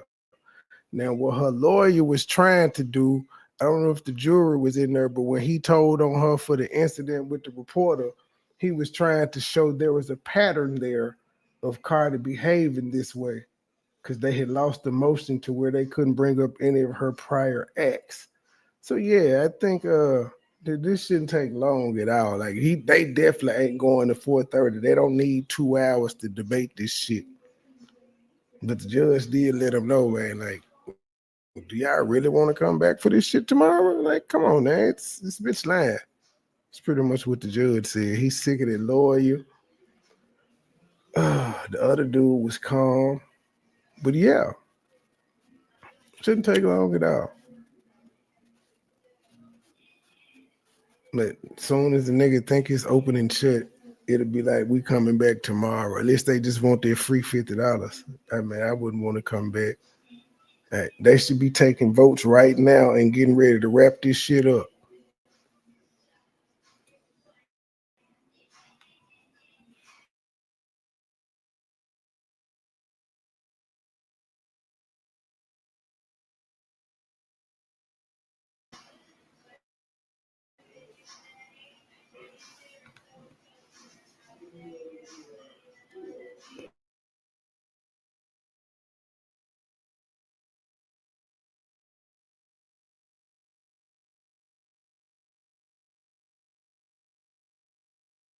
Do stay to 4:30 to these next 2 hours. We'll be here till they cut this shit till we get a verdict or they cut it off.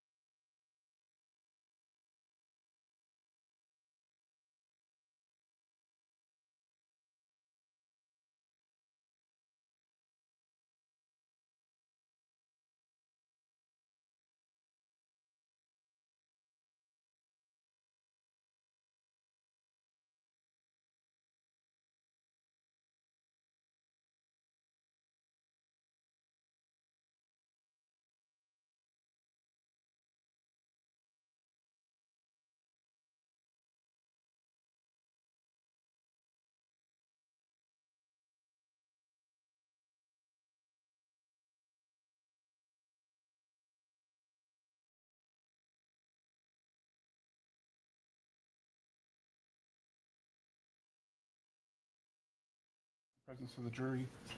Question for counsel, just in the interest of saving the time to read the verdict. Can the clerk only read the call to the question? For example, for number one, did plaintiff Amani Ellis prove all the following elements of battery, and then yes or no, rather than reading the entirety? That's fine with us, Your Honor. Oh shit, we got action. We got action. It ain't take the 4:30, but they pushed it. It's not going to change the answer. Well, I feel like she very form was not Okay. the right type of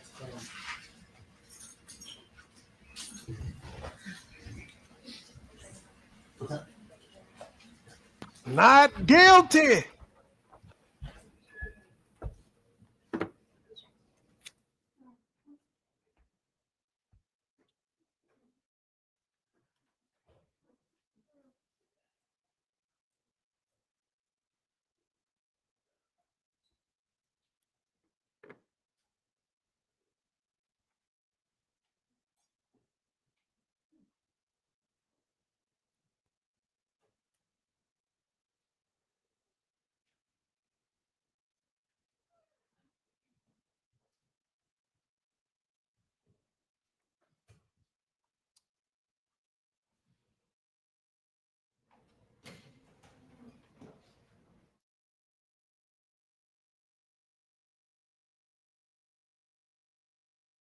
We're now joined by the members of our jury and alternate. And who is the foreperson? Do we have a foreperson? Number three? And have you reached a verdict? Yes. Can you hand the verdict to the clerk, please?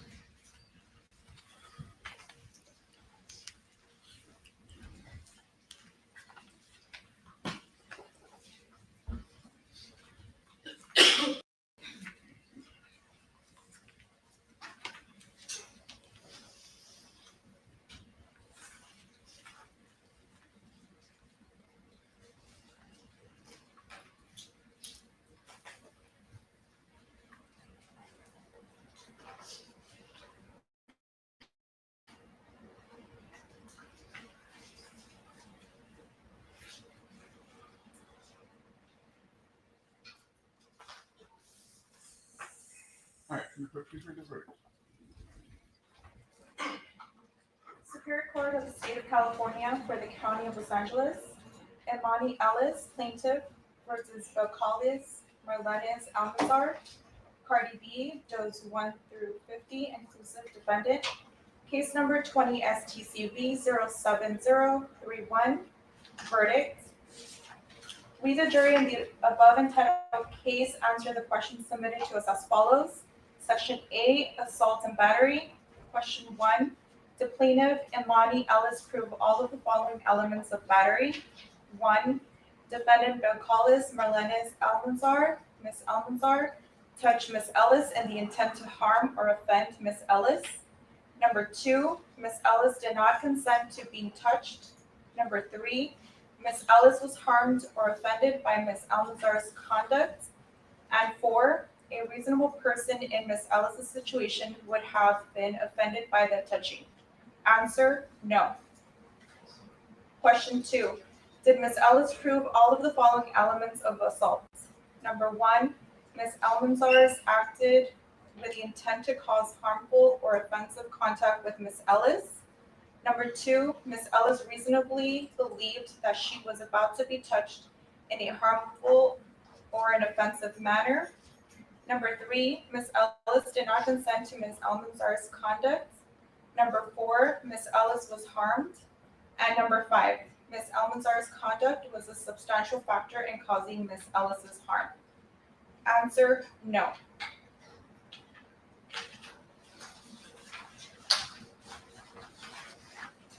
Section B, intentional infliction of emotional distress. Question 5, did Ms. Ellis prove all of the following elements of intentional infliction of emotional distress? 1, Ms. Almanzar engaged in extreme and outrageous conduct beyond mere insults, threats, indignities, annoyances, hurt feelings, or other trivialities that a reasonable person is expected to endure. 2, Ms. Almanzar intended to cause Ms. Ellis emotional distress. Number 3, Ms. Ellis suffered severe emotional distress. And number 4, Ms. Almanzar's extreme and outrageous conduct was a substantial factor in causing Ms. Ellis to suffer severe emotional distress. Answer, no.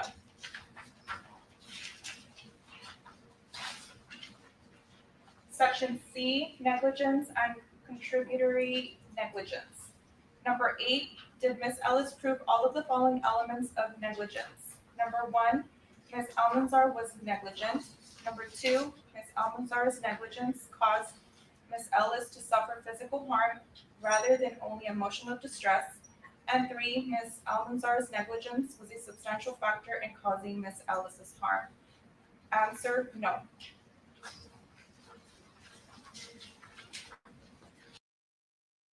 E, punitive damages. Question 12. Did you answer questions 4 and 7? Answer, no. Signed this date, September 2nd, 2025, by board person George Ulola, number 3. All right, is there anyone wish to pull the jury? No, Your Honor. All right, let me ask the foreman, was it unanimous as to all the questions? Yes. All right, so the question that the clerk is going to be asking is, was it unanimous as to all questions? Question 1, Or just all questions? as to all questions? Was it unanimous? Was it unanimous? Yes. And go through each one, each of the jurors. Was it unanimous? Was it unanimous, juror number 1? Yes. Number 2? Yes. Number 3? Yes. Number 4? Yes. Number 5? Yes. Number 6? Yes. Number 7? Yes. Number 8? Yes. Number 9? Yes. Number 10? Yes. 11? Yes. And 12. Yes.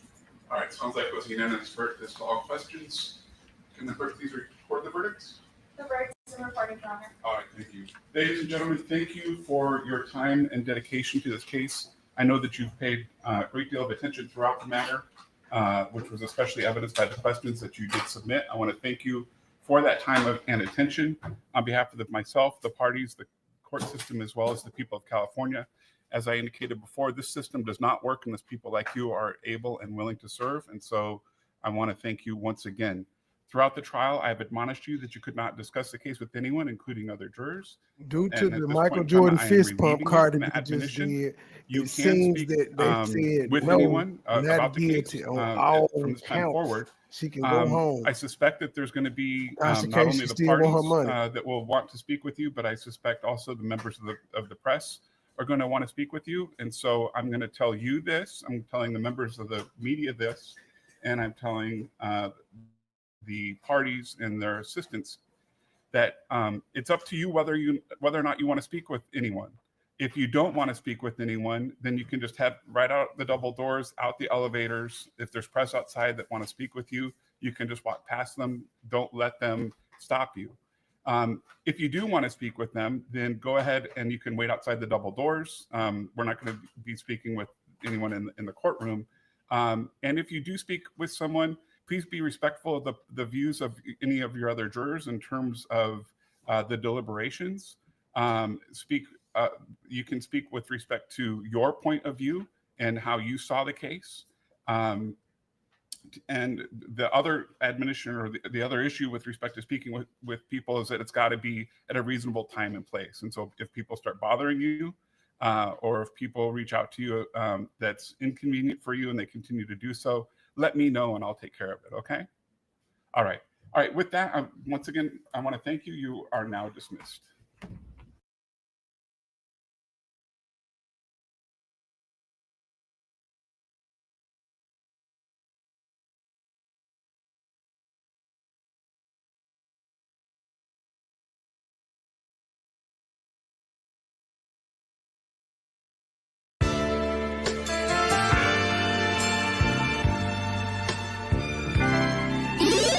Never been a hoe, I stay on go, so what the business? Nigga talking reckless, shoot his bitch ass with the quickness. Now he bleeding, sorry, begging, asking for forgiveness. Bow, bow, bow, bow, bow, limp biscuit. All my niggas wildin', they done labeled us a misfit. Wake up every morning, 2 or 3, 5 in the Fitbit. Oh shit, didn't nobody come to see you old, it's some focus. Shoot 100 shots, no reloaded. Master of the game, you would think I'm into coded. Memphis niggas spit this pippin', mackin' like I'm golden. Ho, with my money, you gon' turn me to the old me.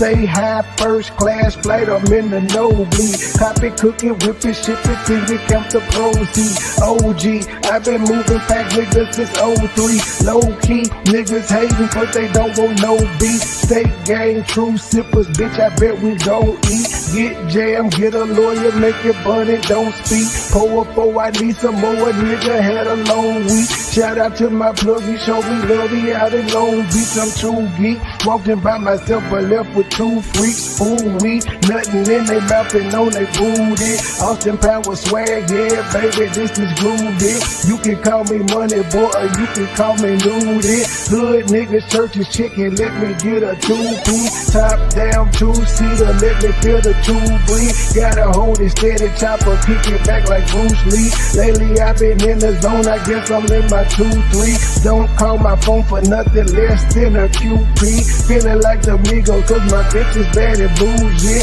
All my haters love me, all these bitches is some groupies. Came a long way, I like to introduce the new me. Standing on business like I'm king or like I'm Drewski. Call me Ron Island cause I like my love for shoes. Yeah, when we link it's a movie, she bustin' like a Uzi. I love the way she do me, I beat it up like Uzi. She dancing just like Suki. Call me Ron Island cause I love my love for choosy. When we link it's a movie, she bustin' like a Uzi. I love the way she do me, I beat it up like Uzi. She dancing just like Suki. I never been a hoe, I stay on go, so what the business? Niggas talking reckless, shoot his bitch ass with the quickness. Name pleading, sorry, baby, asking for forgiveness. Pussy ass nigga, Limp Bizkit. Never been a hoe, I stay on go, so what the business? Nigga talking reckless, shoot his bitch ass with the quickness. Name pleading, sorry, baby, asking for forgiveness. Pussy ass nigga, Limp Bizkit.